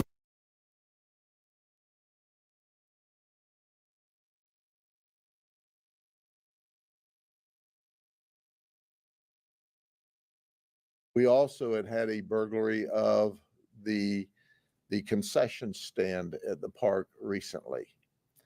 So Deputy Conover was doing what she should when she saw a white Mercedes-Benz in the parking lot. She checked on the person there, and the person just barely rolled the window down, talking to her when she asked, "Would you show me your driver's license? Tell me who you are." He wouldn't respond. He wouldn't get out of the car. He wouldn't cooperate. She noticed that he was dressed all in white, as if he were in some kind of religious or cult garb. He certainly wasn't in normal street clothes. No, peep that out. You hear what he just said? Religious or cult garb. All right, so this is the spin. Just listen to the language they use. This is the media. This is why this guy is the spokesman for the police force, because he's good at this. He's a expert at spinning stuff to make it sound a certain way, to make the department sound a lot better than they actually. Let's be honest. This was 100% treason. What took place here, and the reason these police officers got dropped is because they were acting under color of law. In some kind. Which I don't agree with anybody doing this at all. I don't stand behind that at all. I'm not telling nobody to go out and do this. All right. But if two people who were not in uniform came up to you and started fucking with you in your car, and you did what you had to do to protect yourself, it would be a different tune he would be singing. Let's be honest. But again, the whole soft sit movement is interesting because A lot of times when you see people claiming that other people are soft sits, they be the ones that be soft sits themselves. Like I've literally seen a police officer smack a camera out of a dude's hand. Like literally smacked his camera out of his hand. He wasn't even touching the police officer. He was doing an audit. And I guess the police officer didn't like it. And he says, you need to get away. He said, I'm not going anywhere. I got the right to be here. So he smacks the camera out of his hand. And then the lieutenant comes out and he's like, yo, I want to press charges on that officer. And he says, what do you mean? For what? And he says, because he just assaulted me. He said, well, he didn't assault you. He said he just smacked my camera out of my hand. Literally, if I smacked your camera out of your hand right now, would you arrest me? He says, yeah, but we're the police. So, what is the definition of a soft sit? Someone who believes that they don't have to follow the law. They're above the law, right? Kind of religious or cult garb. He certainly wasn't in normal street clothes. So she called for backup, and that's when Deputy Craig Smith, Lieutenant Anderson, who were both shot, as well as Deputy Bolito and his trainee. And we also had Natalie Ostrich, who is K9, back them up. So now there's a total with the trainees of 7 deputies there. So Craig Smith, Chad Anderson go to the door and say, hey, look, man, they tried to talk to him. You've got to identify yourself. You've got to come out and talk to us. And he wouldn't. And his car started rolling. They grabbed the window. And all of a sudden, he started shooting. We know now that he shot 5 times. So, question. So, what circumstances do you have to present identification? What are the circumstances you have to present identification? I'm asking y'all in the chat because y'all should know the answer to this. You guys have seen enough First Amendment audits to know what circumstances you have to present identification. What do you have to be doing in order or in suspicion of doing to have to present identification? You guys should know this. And again, I don't condone any of this stuff. I'm not condone harming anybody because I think everything that happened was completely unnecessary. Everybody involved in that situation could have acted better, and nobody would be pushing up daisies right now, so to speak. Nobody would be if everyone acted a little bit better than they did in that situation. You know what I'm saying? But what happened, and we're discussing it. They didn't even suspect him of a crime. Exactly. You have to be in the suspicion of committing a crime. So if they said it looks like he was about to break into a department store, they better have damn good reason for suspecting that. Or if it looked like this dude was popping locks, as you can hear, he said earlier, we have reports of children popping locks in the area. Listen, yo, people can pop locks anywhere, yo. So because I'm shopping in a mall and people have been known to pop locks outside in the parking lot, if I'm walking in my car, I'm suspicious of committing a crime. Like that's what I'm saying. It's flimsy, and this guy's good at spinning things. You know what I'm saying? He's an expert at spinning the conversation in favor of the department. And he's going to be the sheriff for a very long time because he's very good at what he does. There you go, commission of a crime. Where there's reasonable articulable suspicion, there's the Fourth Amendment, and then there's natural law, right? Fourth Amendment. Let's go with the Fourth Amendment, right? Identification from a motorist, pretextual traffic stops, or a violation of the Fourth Amendment. U.S. versus Eldridge, 984. Is that a Supreme Court ruling? Or is that federal court? They can have an investigation, but I am under no legal obligation to assist them in the investigation. That's 1,000% fact. So the fact that they said you have to give me ID is completely wrong. So we already know right now they did not have a warrant. In order to stop this guy, they were supposed to have a warrant. Hold on. Matter of fact, let me do this real quick because we might be long-winded on this. Yo, I got Doom on the live stream. What up, Doom? Peace. How you feel? What's good, man? All right, so we can basically tag team this joint, right? So, because I'm probably gonna be on for another half. This might take a while because I want to break this video down as to what could have been done differently on both ends, not just the police officers end. Because again, the fact that it got to him reaching for AR and dropping these two out, there was no W in that scenario he could have took, even if he made it out of that alive. They're gonna throw you to the wolves in court. Yeah. They're gonna throw you to the freaking wolves because they all work for the same employee, which is the state. You'll never get a fair trial in court with that particular scenario. I don't even think you can go to federal court and get a fair trial. Yeah, it goes back to, like, we don't know what the real exchange was. We didn't witness any of that. And then, like you said, his spin on it, these are heroes. He used words like cult, trigger words. Right. Okay. And he knows how this society works. Okay. He knows how people are. Gangbanger. We know what gangbanger is associated with. We know the word thug. He's an expert. Yeah. Right. So, that's what we're dealing with. Now, if public opinion has said we're not falling for it, okay, let's see the body cam, we don't want this, then again, it may have played out as far as like afterward a little bit different. But, at the end of the day, yeah, it's really right now us versus them. And it doesn't have to be that way. Okay, it just doesn't have to be that way. Those officers could still be alive. Yep. And the Moor could still be alive. Yep. But for we just don't know. They just make it seem like Moors, sovereign citizens, are just ready to shoot. Just ready to shoot. And it's a shame that people in our standing have to be afraid of saying the word sovereign, like as if it's it's one of those words now where we sound retarded. The law already considers us retarded, and now they've made it even worse because they edit everything we say. They censor everything that we say, and we can't say, "Oh, sovereign has nothing to do with somebody having a gun." Okay, sovereignty is something that is inherently ours as free moral agents, as conscious beings. Okay, one thing that some religions are good at enforcing the ideal of sovereignty. Other religions, no, not so much. And I mention religion because this is a country that was founded on Christianity. Okay. Oh, that's it.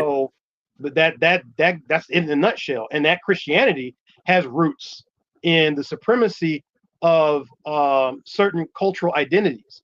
And I want that to be made clear. I'm not saying necessarily white. That's something that's recent. That was an invention that recently came up. I'm talking about the cultural identity of Europeans, okay, and their grab for power.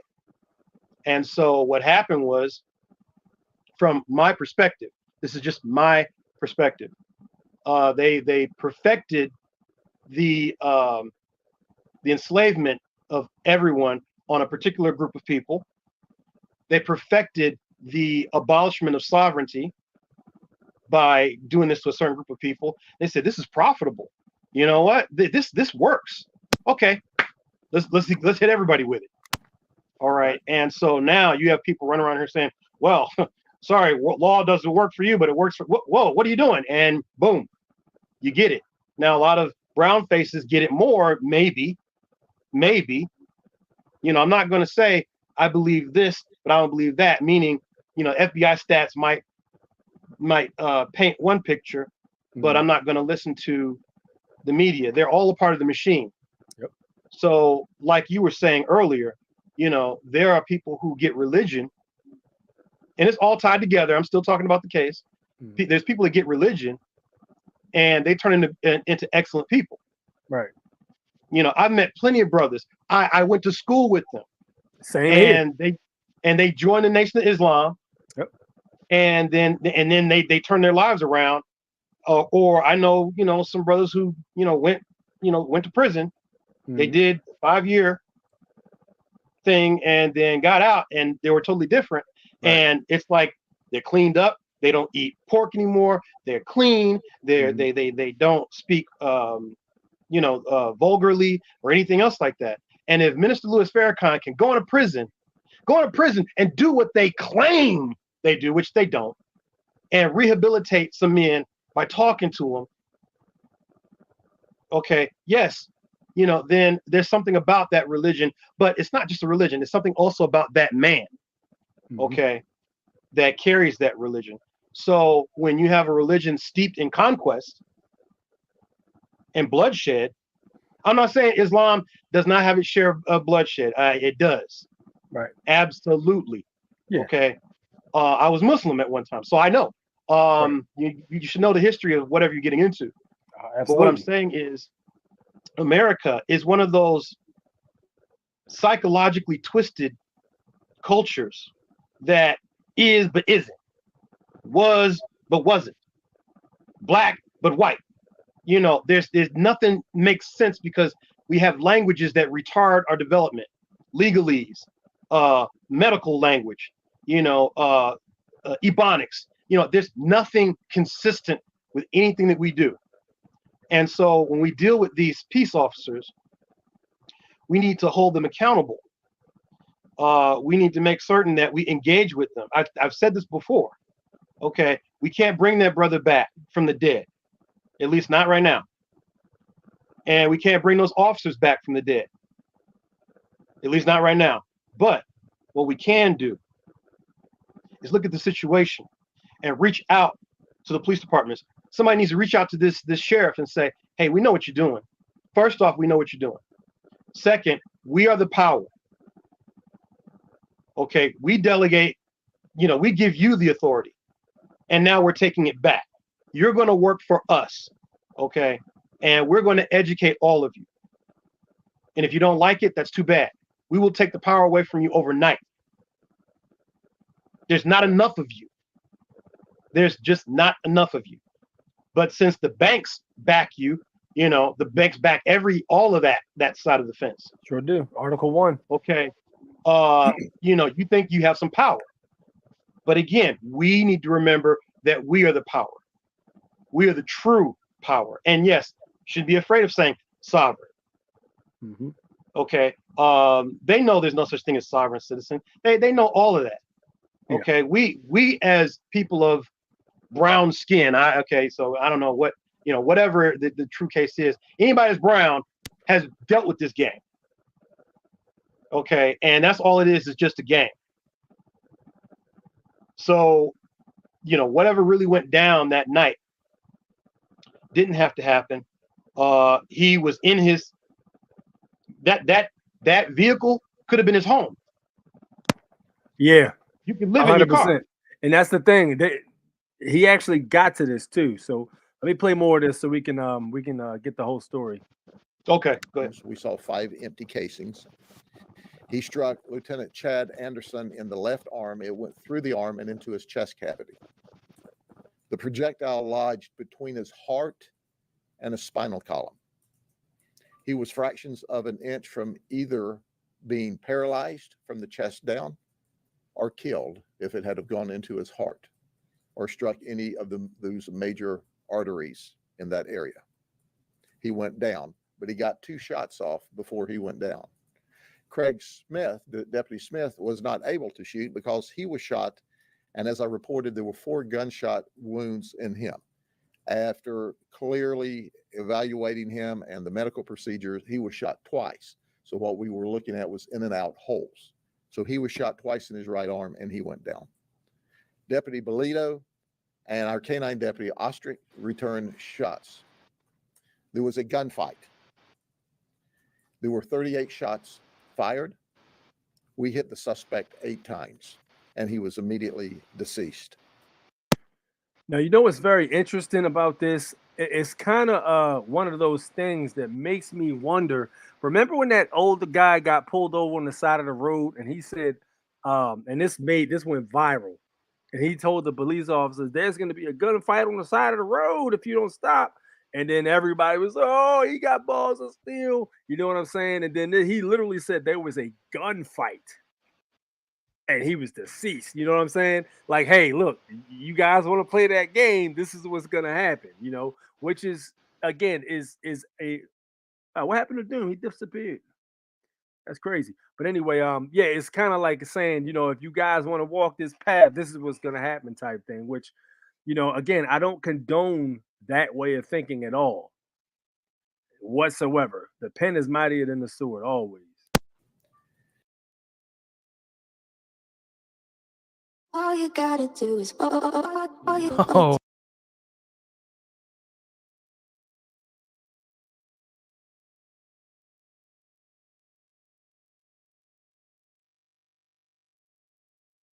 So now we rush everyone to the hospital. Lieutenant Chad Anderson has had 2 surgeries. He's still in critical but stable condition. Craig Smith, when he originally went in, was in critical but stable condition, and he has now been upgraded. Obviously, Lieutenant Anderson is still in intensive care, and Deputy Craig Smith has been upgraded and moved to a different floor. But I want to talk to you for just a minute about the suspect. And I want to show you what we found in his car. First, the firearm that he used to shoot my deputies and to shoot at the other deputies. It's a Springfield Arms XD 9mm. And in addition to being a loaded firearm, he also had 2 more loaded magazines in the door partition to his left. So he could have had a small gun battle with what he had alone. In the back seat, he had this is a Ruger 1022 converted to an AR-15. In a backpack, he had a fully loaded 40mm firearm handgun.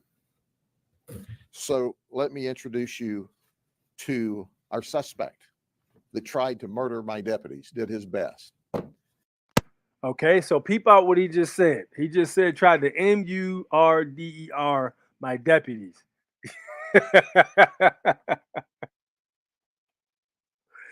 All right, and then he puts a picture of him right behind the arms he showed, and he puts a picture of him in his religious garb. This is Kamak Elbay. He's 26. That's the name that he has taken on because, you see, he identifies as Moorish. He uses the number 13, lion-hearted on his Florida driver's license. Beside his signature, he has written ARR, all rights reserved. Which right there, he literally tells you that they did not have jurisdiction to mess with that guy off of that also. He's currently homeless. He was evicted from a place in Hillsborough County. He has been moving around. In Pinellas County, he was asked to leave a business area apparently last month. We talked to his mother. She said, I don't know this person. She said, I know Kyron Caples, C-A-P-L-E-S. Kyron Caples is my son. He went to Fresno State after 3 years of college and in studying business. He left. He apparently was radicalized while he was at Fresno State. She said, I raised him as a Christian boy. So now he's projecting the mother as being against the son as well to get the audience to say, yo, your mother didn't even support what you were doing. Why did you do this? You know what I'm saying? To take the attention off of the fact they didn't even have a warrant. They had no jurisdiction in the first place to even be doing what they do. They had no warrant. You know what I'm saying? He wasn't doing anything. They just were being nosy and wanted to, they couldn't tell me to move along. This place is closed, move along. Instead of telling them, give me your ID. What do you need his ID for? He hasn't committed a crime. You can't just go arbitrarily asking for people's IDs. This is not Nazi Germany. If the guy's not literally doing anything wrong per se, then just tell him to move along. This place is closed. He would have probably gladly left. The sheriff told you he was just asked to leave another area earlier that last month or the month before that. You know what I'm saying? So asking for an ID really wasn't even necessary. And he goes on to tell you he wasn't committing a crime as well. Right. He was a good man. We found that he didn't have a criminal history. So he just literally said he was a good man and he didn't have any criminal history. So he couldn't spin that. He had a suspended driver's license. So the person that his mother knew and loved, and she'd not seen him in 3 years since he left California. That's where she lives. Until we got that fateful call, she had talked to him and had communicated with him and had on occasion sent him money when he needed help. But she says she doesn't know who this K-Mac Elbey is, but that's who he goes by now. Here's his identification card, his Moorish identification card. He's a sovereign citizen. The Moorish rejects federal, state, and local law. They don't have to obey it. You hear what he just said? The Moorish rejects federal and state law. They don't have to obey it. He literally just said that out of his mouth. They don't have to obey it. That's what he just said. Play it again. They don't have to obey it. The Moorish rejects federal, state, and local law. They don't have to obey it. They're extremist. All right. So he didn't say they believe they don't have to obey it. This is what he just said. He didn't say they don't believe they have to obey it. He said they don't have to obey it. That's what he said. That's all. I'm just telling you what he said. Yeah. They're anti-government. They have a potential for violence toward law enforcement. I mean, but let's be honest. What man with two hands, two legs, and a head doesn't have the capability to be potentially dangerous to law enforcement? I mean, it doesn't matter if he's a Moor or not. Any man or woman can technically be potentially dangerous, but are they necessarily? No. Just because somebody's religious convictions doesn't necessarily mean that they're dangerous as a necessity towards the law enforcement. You know, this is more of the spin. This is what we're seeing. And what you got, Doom? No, I listen to what this individual is saying. First, I want to go back to the radicalization comment that he made. When you go to the military, what do? Okay, they radicalize you. Okay, you get in there, singing songs, boot camp. Your mama's not here. Grind, just grind. Kill, yes, America. That whole thing. That's radicalizing. So it's, first off, we hear that, and then another trigger word. Americans are so mind screwed, it's ridiculous. Americans are so mind screwed, like they don't know that they're mind screwed. Moors are not opposed to government. Okay, Moors, first of all, Moors have a treaty that they use in their arguments. They have tax maneuvers. If they oppose government, they'd say, to hell with tax maneuvers, to hell with the treaty. I'm rolling, I'm scratching off this VIN number. Right. All right, and we got bazookas and cannons on top of our stuff, and we rolling. I'm going to the grocery store. If anybody tries to stop me, I'm blowing them away. Right. That's not happening. Nope. And when I was in the Moorish Science Temple, there was all these processes where you got to do this, you do that, you want a tax exempt card, you got to do this, and then don't shake the waters, don't ruffle feathers, just go from point A to point B. This is not to break rules, this is not to break the law. We're trying to reestablish our culture where we have this treaty because we're the ones who recognize the United States in the first damn place. So we should have some call here. But that doesn't mean that there aren't individuals out here who will join your patriot movement or the Moors or anything else and say, you know what, I am a nefarious MF and I'm going to use this to do what the hell I want to do and make the group look bad. Yeah. And then you do that in a society that already has you targeted. Mm-hmm. Already has you targeted. Okay. And then, this kind of thing happens. So I wonder if any Moors from the temple that issued that card, if he didn't make it himself, spoke up and said, no, that's not what happened here. And then the mother saying, he was a good Christian boy. This is okay. Now going back to the Joseph Smith and all the religions comment. This is the part I don't jive with when it comes to the whole religion thing, because a mother said, like, yeah, all right, he's into that. You know, I didn't know that he was into that, but that's still my son. Okay, he could be a Moor, a Satanist, or whatever. Klingon, I don't give a damn. That's my baby, and y'all killed it. Right. Instead of this whole, well, he was a good Christian, but you know, yeah, okay, I could see, you know, maybe she was in shock or whatever else, but religion tends to also help regress or retard or restrain the ability to grow, depending on who's in charge of that, the delivery of that religion. Okay, again, America founded on Christianity, and then it has all these subgroups, and Christianity was not based on peace and love. You know, maybe no, not maybe. There's a lot of esoteric nuggets in the Bible and in various orders, but at the end of the day, you know, look at the evidence, and they did a good job. I mean, their conquest was great. Hey, you know, we're here. But when you put up walls against other people, okay, we saw this a couple of years ago when the religion of sickness, the new disease religion came out, and everybody was pushing each other away.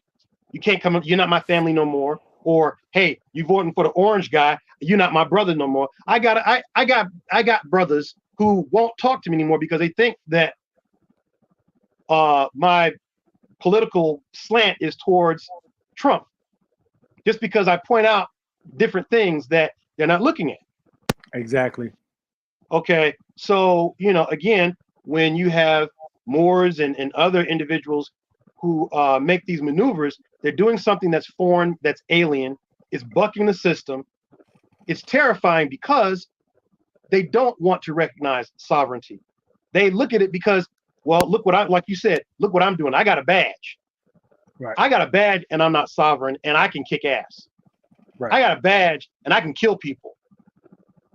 But these individuals run around here talking about they can, you know, a lot of people that think that about so-called sovereigns, Moors, and all that, they're pretty much projecting what they would do with it. Mm-hmm. That's a good point. Okay. I never thought about it that way. And you know, a lot of people that know me, they're like, Victor is very extending. Victor's very helpful. A lot of the officers that I know, we get along great. And they tell me all the dirt that goes on in there. And they're like, yeah, well, they'll send me a video. Hey, man, look at this. And, you know, how do you feel about that? And yada, yada, yada. And they know that it's wrong. Yeah. They know a lot of their maneuvers are wrong. So that with the religion, that's one of my problems. Like, I accepted Islam and it helped me. It cleaned me up. But Victor, you study in blameworthy knowledge. Allah forbids that. You go to the seventh level of hell, or you got to work your stuff out. And I'm like, look, okay, yeah, all right, that's fine. Me and Allah work that out. Okay, are we still bros? No, man. Okay, so now there's division. So you got the Muslims over there, you know, you got Christians over here. Okay, you got the government fucking messing everybody up. Okay, but when you start out in religion and you branch into spirituality, okay, like you said, the scaffold, do unto others as you would have them do unto you. Mm-hmm. Okay, you know, moral convictions and things of that nature, and then you sprout out from there. Here in America, there's been no development, no spiritual growth. It's corrupt. It's all corrupt. The medical establishment, corrupt. You know, the legal system, corrupt. Science, corrupt. Everything corrupt. Now we're running around here. We don't know what we believe. Electrons exist? No, they don't. Okay. Terrence Howard comes out with, you know, he makes an attempt to do something. He got checked too, man. That was crazy. And all this wave, this attack comes in, and a few scientists supported him, but yeah. the fact that it came with vitriol, yeah, questioning things know, that are supposed to be known as 1 + 1 = 2 type deal. Questioning that can definitely lead to you being attacked, and that's the biggest problem with the establishments. You know what I mean? The idea of new thoughts or looking at concepts which we once thought to be looked at a certain way in a different way is challenged so hard. It's like, yo, isn't the point of science to test those scientific beliefs with other beliefs to see what gels and what doesn't with the new technology and information that you find or the new facts that you find to be truth, challenging the old facts for a better outcome and a brighter future? That's literally what research is supposed to be predicated upon, but oftentimes it isn't. It's often predicated upon, I said this, I have this degree, you don't, therefore I'm more superior than you, which is not exactly how progress works, because you get these people who are in places to tell certain individuals what is not believable or what should be ignored or shunned. And that's when you got big companies coming in, controlling the people who have the degrees, making people believe what they want. That's the biggest issue, man. That's the biggest issue I have. And that's Let's exactly what continue. happens, because like with the Moorish brother, you know, the sheriffs, police chiefs, you know, there should be a thing where it's like, or even on the side of the Moors and anybody else. Okay, if I had a large national, you know, national group, okay, and I'm not talking about starting my own government with, like I already have. No, I'm talking about we're just nationals. We want to roll peaceably, whatever else. I'd say, you know what? We would like to meet with your police chief and your staff on a Saturday to let you guys know what we're really about. And it's outreach. Why? To keep people alive. Okay. Or maybe a sheriff says, hey, I'd like to you know, goes to a Moorish Science Temple and said, I'd like to know more about this because they're saying you guys are terrorists and all that kind of thing. And I just want to understand, you know, what's really going on, because that young man had no criminal record. Right. Okay. And I just need to That's the understand. most telling part of it right there. You know, it wasn't like dude was on some sideways stuff, you know. Crazy. Yeah, exactly. So this happens all the time, whether you're Moor or not, whether you are brown skin or peach skin. Okay. People are getting hemmed up, shot up. Okay. And for what? Nothing. Victimless crimes. You die? That's BS. Yeah. So research is important. A more educated society is less controllable, so we know they're going to fight back. You know, the moment everybody starts asking questions, the moment that police officers and sheriffs start siding with the people, we'll end up with a new disease that comes out that just turns everybody into zombies and it's over. Okay, something to happen to stop that. You know, but you hear what I'm saying? Like science, like we just said, you know, just you believe a theory and the theory becomes the law instead of, no, it's just a theory. We've never measured this. We've never done that. We never even seen it. We give you a standard model, and from now on, everybody says that's what the reality is. I've seen spiritual people claim that they saw a particle and it was the standard model version, and everybody who ran with that said he can see particles, and come to find out that wasn't even what it looked like. And like, we got the technology now, we can measure it and see, and that so-called clairvoyant, I'm not saying that person was full of crap, but I'm saying that maybe their psychic mind projected the image that we all collectively bought into. True. Okay. Hence why I said what I said in the beginning about egregores. Egregores are creatures that are created by the collective consciousness, and they have real substantial power. And I've encountered them in a certain area that likes it violent and low level. And when I did a certain spiritual spell, ritual to make, you know, elevate the energy of the area, bullets flew through my house. Man, that's okay, crazy. It fought back. You know, the god of that area fought back. So there's a Christian egregore. Everybody says, you know, oh, I experienced Jesus, stigmata, everything else. But then later you find out that this Jesus that they painted on the wall, okay, what's his face uncle, is not the Jesus. Okay, then what happens to your faith?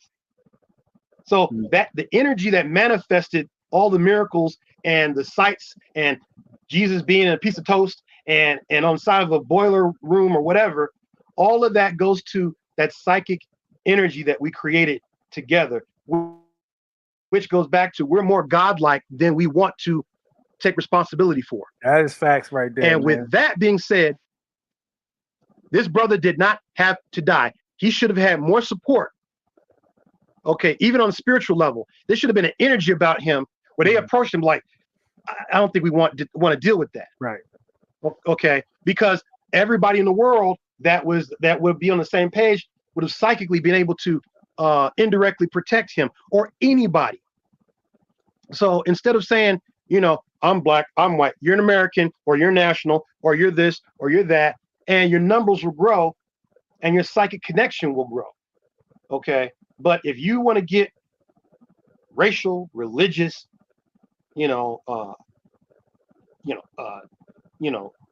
ethnic in a way where it's like just me, okay, then we're going to continue to be screwed by the system, and the system has a spiritual structure too.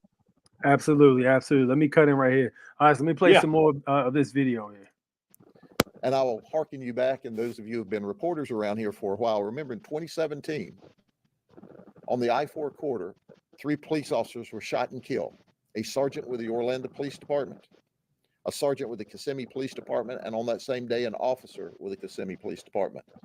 They were shot by 2 separate Moorish people, all in 2017. And now let's fast forward to 2024, and KMAC tried to murder 2 of my police officers. In addition to their violent activity, they're known for trying to file paperwork. For example, they have filed an arrest warrant for me in the Moorish world with a $1 million bond. So here's the problem with that. All right. Yes, you can file whatever the hell you want, I suppose, but I don't know how you're going to collect it. You're not going to go to war with the United States. It's not going to happen. Okay.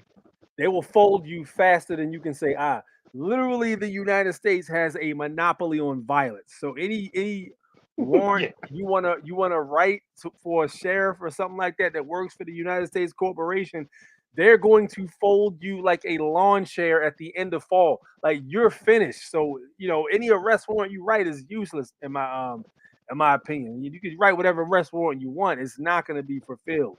And now he starts to go into attacking the paperwork and stuff like that, which we know filing the paperwork is effective. They literally hate when you file the paperwork. You know what I'm saying? Because that's the one thing they usually can't beat you on, because the stroke of your pen literally gave them life. They can never beat the stroke of your pen. Like you know what I mean? We can literally look at the Constitution, the originals, which had literally the stroke of a pen created the Constitution. It was signed by all of those different 13 original colonies representatives. You know what I'm saying? So if we look at it in that aspect, the stroke of the people's pen is literally what gave these people power in the first place. Even this guy being the sheriff, he's the head sheriff. He was voted in. He got voted in. The reason he's there right now is because he was voted in. He wasn't there by just having power assigned to him by another sheriff. He's the head sheriff. That's why he's the one doing the talking. As well as some of my other deputies. Not this person, but other Moorish people. We make frequent arrest of these citizens, these Moorish citizens. And you notice how he just used the word citizens. So apparently from what he's saying, it sounds like this dude didn't do something right with his process, because you're supposed to have the driver's license completely canceled out with a cancellation form. I don't know if he did or not, but he made a very heavy wording when he dropped the word citizen. Now, I don't know if it's because he had some other documentation in his whip, which I talked to Jonah Bay actually talked about this. If you're going to be in the private, you need to be completely in the private. You can't have a Moorish identification on you, and then in your glove box, you got some straw man stuff. The car is still registered in a straw man. That's some sovereign citizen shit. You're trying to straddle the fence. The car is still registered in a straw man or something like that. Or you can't have, your bills or whatever like that, your cell phone paperwork inside the house that's not in the trust. It's in the straw man's name.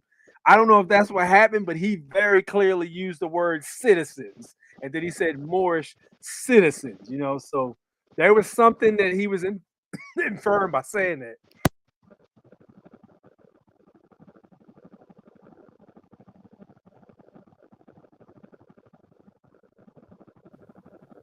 but we don't publish them because we don't want to market for them. But let me read something to you for just a second. This is an example. Now, here's his ID card, and this is a sample of a card that he had, so that when they want to hand it to you, he didn't, it would say, and you'll get the mindset.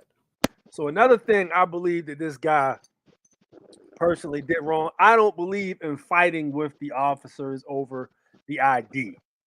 You know what I'm saying? Like, you're not gonna, you might, there's like a 1 in 10 chance you'll get a police officer that says, fuck this, I'm not dealing with this today. Whatever, man. But it's like a 1 in 10 chance. For the most part, you're gonna get that hard ass that comes, oh, you don't want to give me your ID, huh? I'm gonna break your goddamn window and pull you out of the car type shit. You know what I'm saying? That's why I say, you know, just be, you know, am I being detained? You know, you have suspicion of me committing a crime. You know, oh, if I don't give you my ID, could you please inform me? Will I be physically arrested or accosted? If you say so, I'll give you whatever you want. And I normally say, yeah, you will be. Cool, absolutely. Here's this, whatever you need. You know what I'm saying? Do whatever you're going to do. Because at this point, I'm operating under duress. I'm afraid for my life. I am terrified. You know what I'm saying? I'm afraid. Yep. I'm scared. Right. So, you know, and then all this is on his body cam, and then you can take legal recourse later. You know, you get the case tossed out, and you can have his ass on the in the sling when you get bond information. You know, you get that bond information, and from risk management, you go to risk management and get bond information from public officials. They will try to hide it a lot of times, though, which is interesting. You know, I've even seen some officers not want to give the information, or not officers, but some actors not want to give the information because a lot of them. So what the word is, they don't want to give you the bond information because a lot of them are not bonded. But I don't think it's that simple. I think there's a blanket bond. They don't have individual bonding in certain departments. There's what's called a blanket bond, where the whole department may have one bond that certain money comes out of their checks to pay into. So when somebody F's up, everybody takes a hit. The premium goes up. Everybody's getting less money out of their paychecks type deal. That's usually how bonds work. And bonds have a limit. So if there's a certain amount of bond, this is what happened with Bonds for the Win when they had those children wearing those masks for the C-19 pandemic. Bonds for the Win actually found their bond information from the Freedom of Information Act, got it, came to a public meeting and said, yo, I got your bond information right here.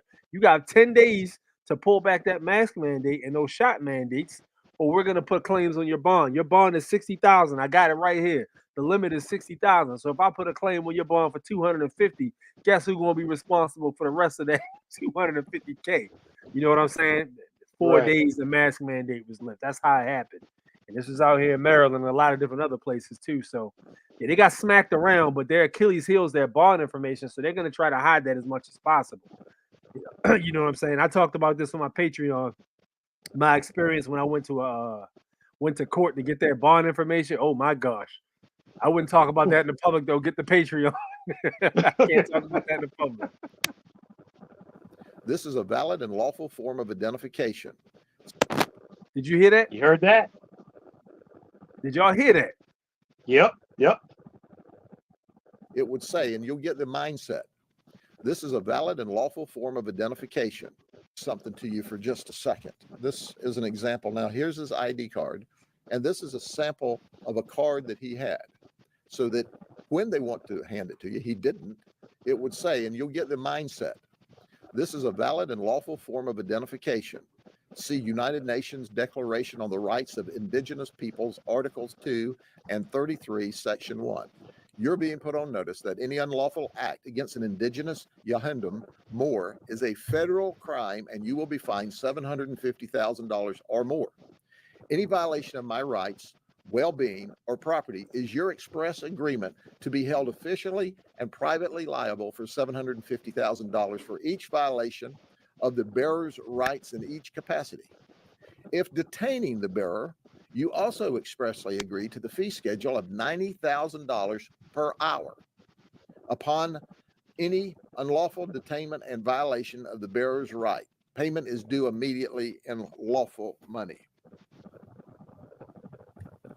So you get an idea of what we're dealing with when we're dealing with these Moorish sovereign citizens. They're dangerous. Huh?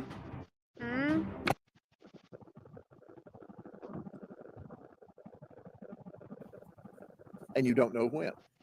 There's been other occasions where they're not dangerous at all. They just file papers illegally. And if you hearken back to a few years ago, the Florida legislature had to create a new set of laws so that if they tried to go down and file liens against judges or clerks, that was a criminal event and they could be arrested.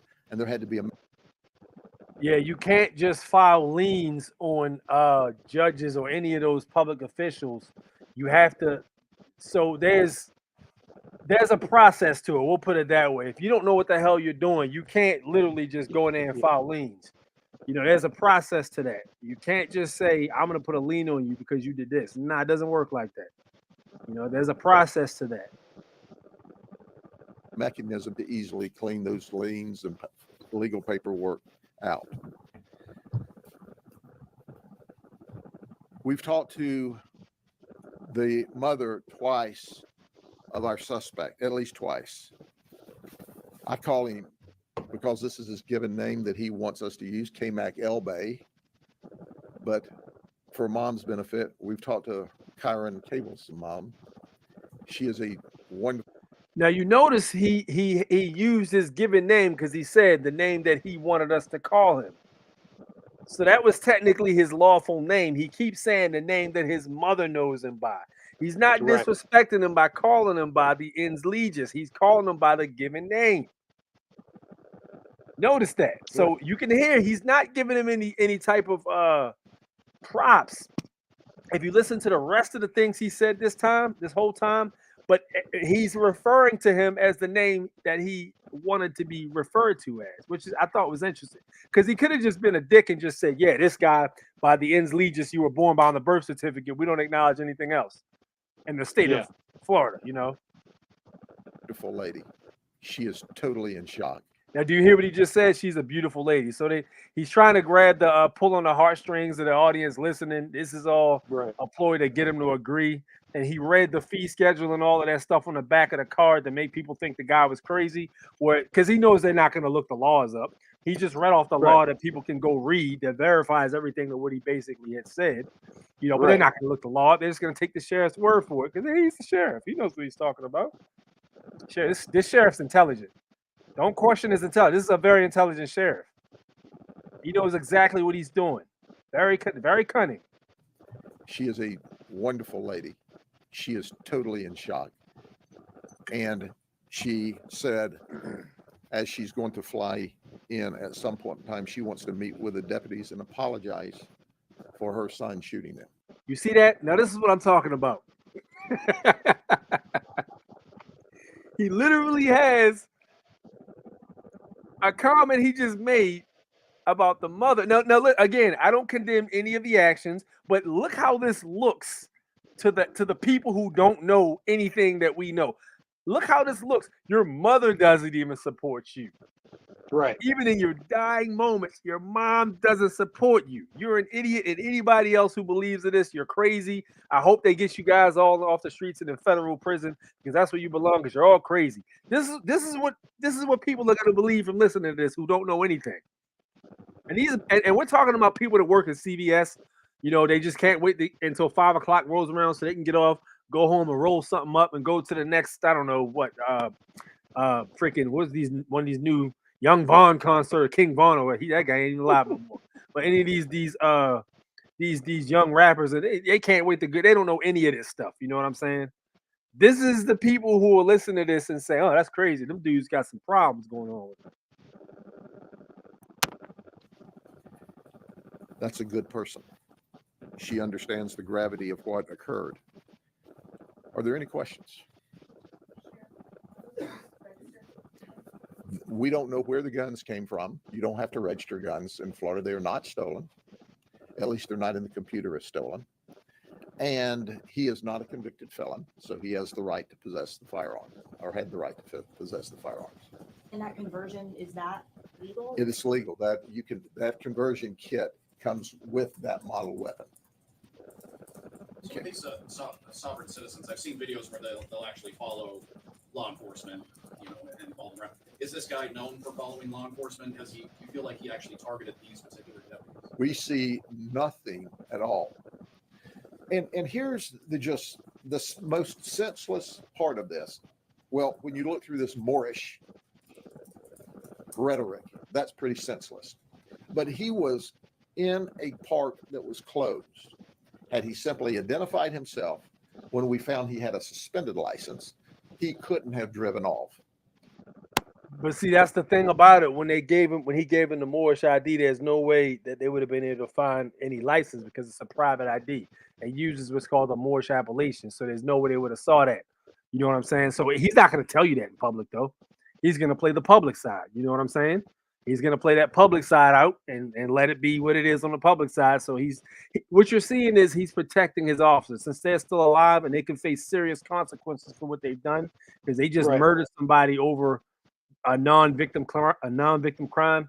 They tried to and what he said was they tried to pull it. They started pulling on his window and breaking his glass when the guy tried to pull away. And when they did that, that's when the battle happened, and that's when he took a L.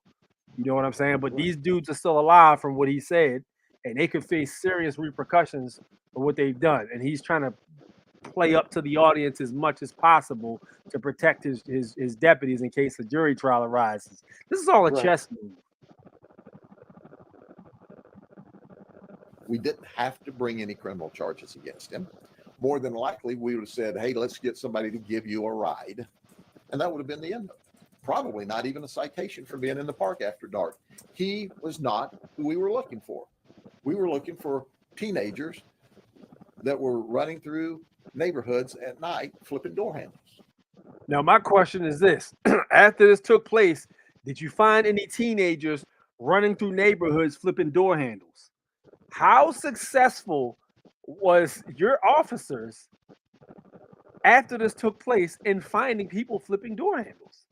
Because it that was the purpose. I mean, it seems like everything that was done should have been to find teenagers flipping door handles. But if you didn't find that, like, what was the point of all of this? Literally, somebody blood was shed for no reason. Let's call it what it was. Blood was shed for no reason. I want to say something here. So they're running through the neighborhoods, supposedly flipping, door handles. Couldn't it have been quite possible that they're telling the truth, and the Moorish brother is in this park, and he knows that they as they say wild out. So these officers come flip his handle, and then he's like, "Oh shoot!" Start shooting at them, thinking it's a wild neighborhood. Wait, that's a good point. So it's wild out there, and and your officers came and they got some. So this is all BS. He did not at any time. What's the word? He didn't disagree with the fee schedule on the ID. Right. So I found that interesting. He just kind of tucked that away. Exactly. It's like he just read it off. He was crazy. Yeah, I mean, this is ridiculous. But hey, I'm gonna have to go because my younger ones are cutting up right now. But I'm so glad to be back, and thank you for having me on. Peace and love to everybody out there. Jared, I'll catch you on the other side of the album.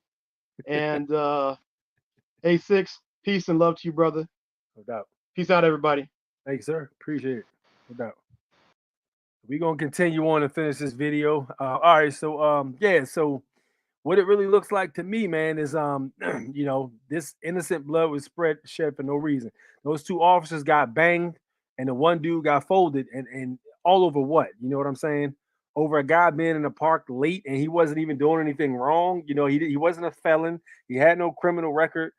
And it looks bad because if the dude had no criminal record, maybe your police officers were completely in the wrong.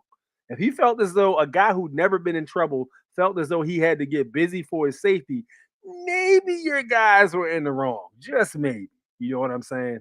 that type thing. He was not a target. He was not a problem until he made himself a problem. And I think that's what shocks his mother, and quite frankly, shocks all of us, because up to this point, we see no evidence that he was violent, but we saw lots of evidence that he was capable of being violent. And we also know that his radicalization has increased. Now, peep out how he just flipped that thing over when he said that. This dude is a beast with communication with masses. I wouldn't be surprised if he was CIA trained, because this is great work. This dude is swaying public opinions with his actions right now. Increased over the last 3 years based on his conduct, his ID card showing that he's a Moorish person. So why he decided to murder, we don't know, but we know that's not unusual when you look at the history just here on the I-4 corridor. And if you search up, you'll see that these folks that are Moorish and some of these other citizens, as they call themselves, have been violent toward law enforcement. Sure, I know, as you said, you don't want to publicize for sovereign citizens, but can you give us a better idea of how prevalent of an issue this is for your agency? Well, there are sovereign citizens in every county, in every state in this nation.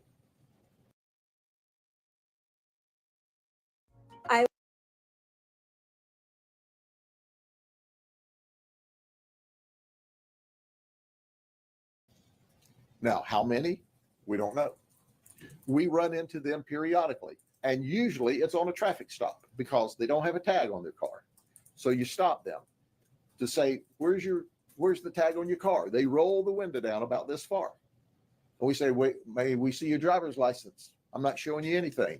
And then they give you a quote like, I am not subservient to the laws of the United States or the state of Florida.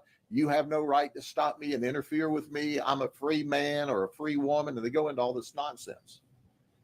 And we thought it was one more of those. And then we very nicely, very professionally say, sir, ma'am, if you don't open the door, if you don't show us your driver's license, if you don't explain why you don't have a tag, we have to arrest you. I am not. That's not the way the Fourth Amendment works at all. And at that point in time, we say, ma'am, sir, please, if you don't get out of the car, we've got to take you out of the car. I am not subject to obey any direction by any law enforcement officer. And at that point, we take a punch and we break the window out. We open the car door. We take them out. We put them in handcuffs and take them to jail. And that's, which is literally kidnapping.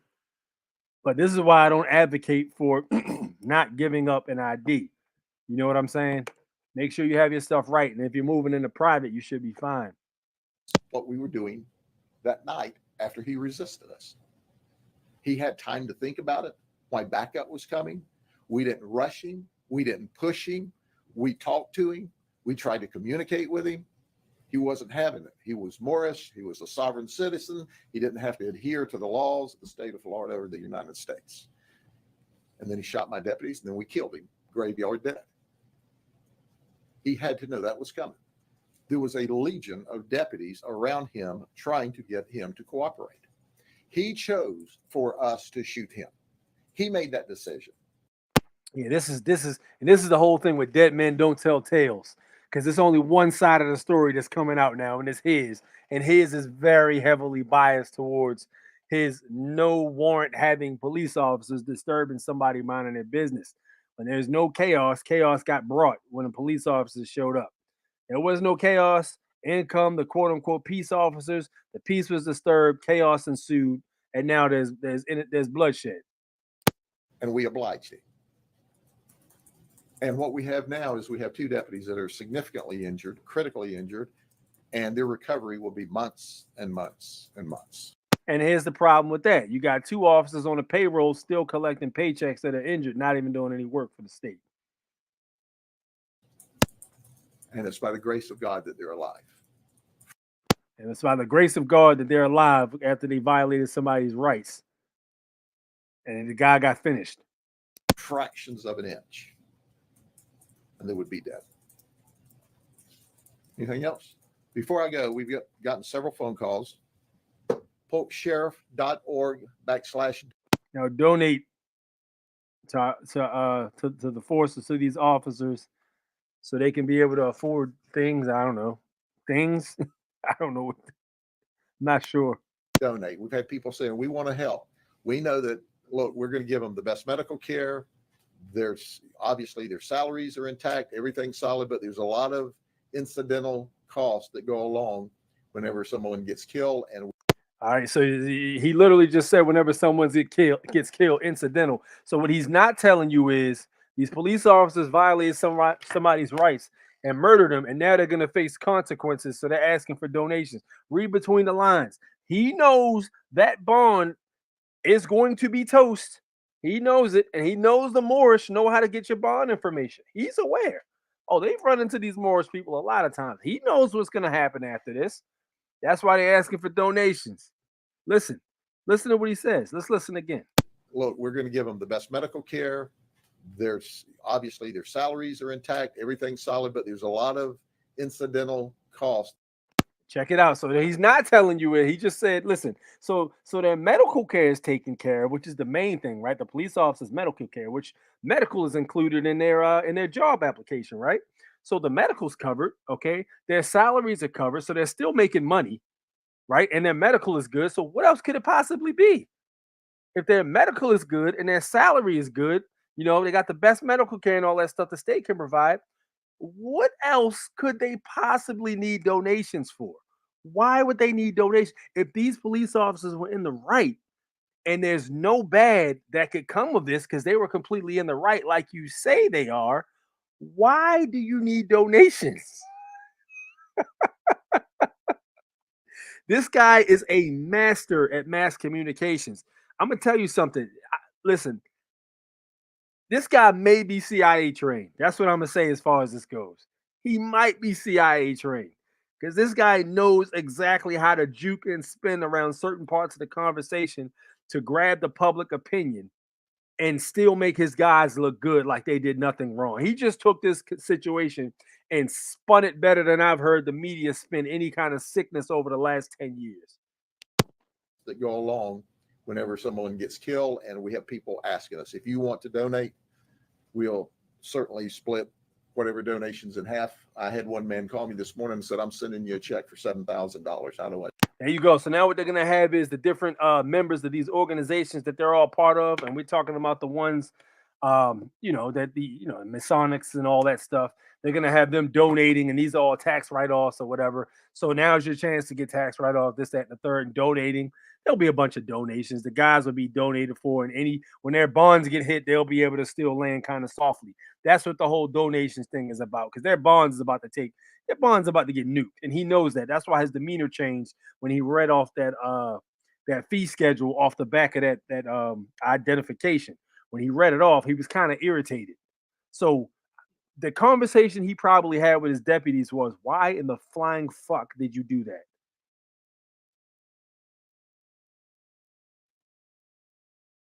Why did you do that? Now I got a fucking mess I got to clean up, and I have to go do a press conference over what? He was sitting in his car. Leave him the fuck alone and go find some crime. That's probably what happened. I do it.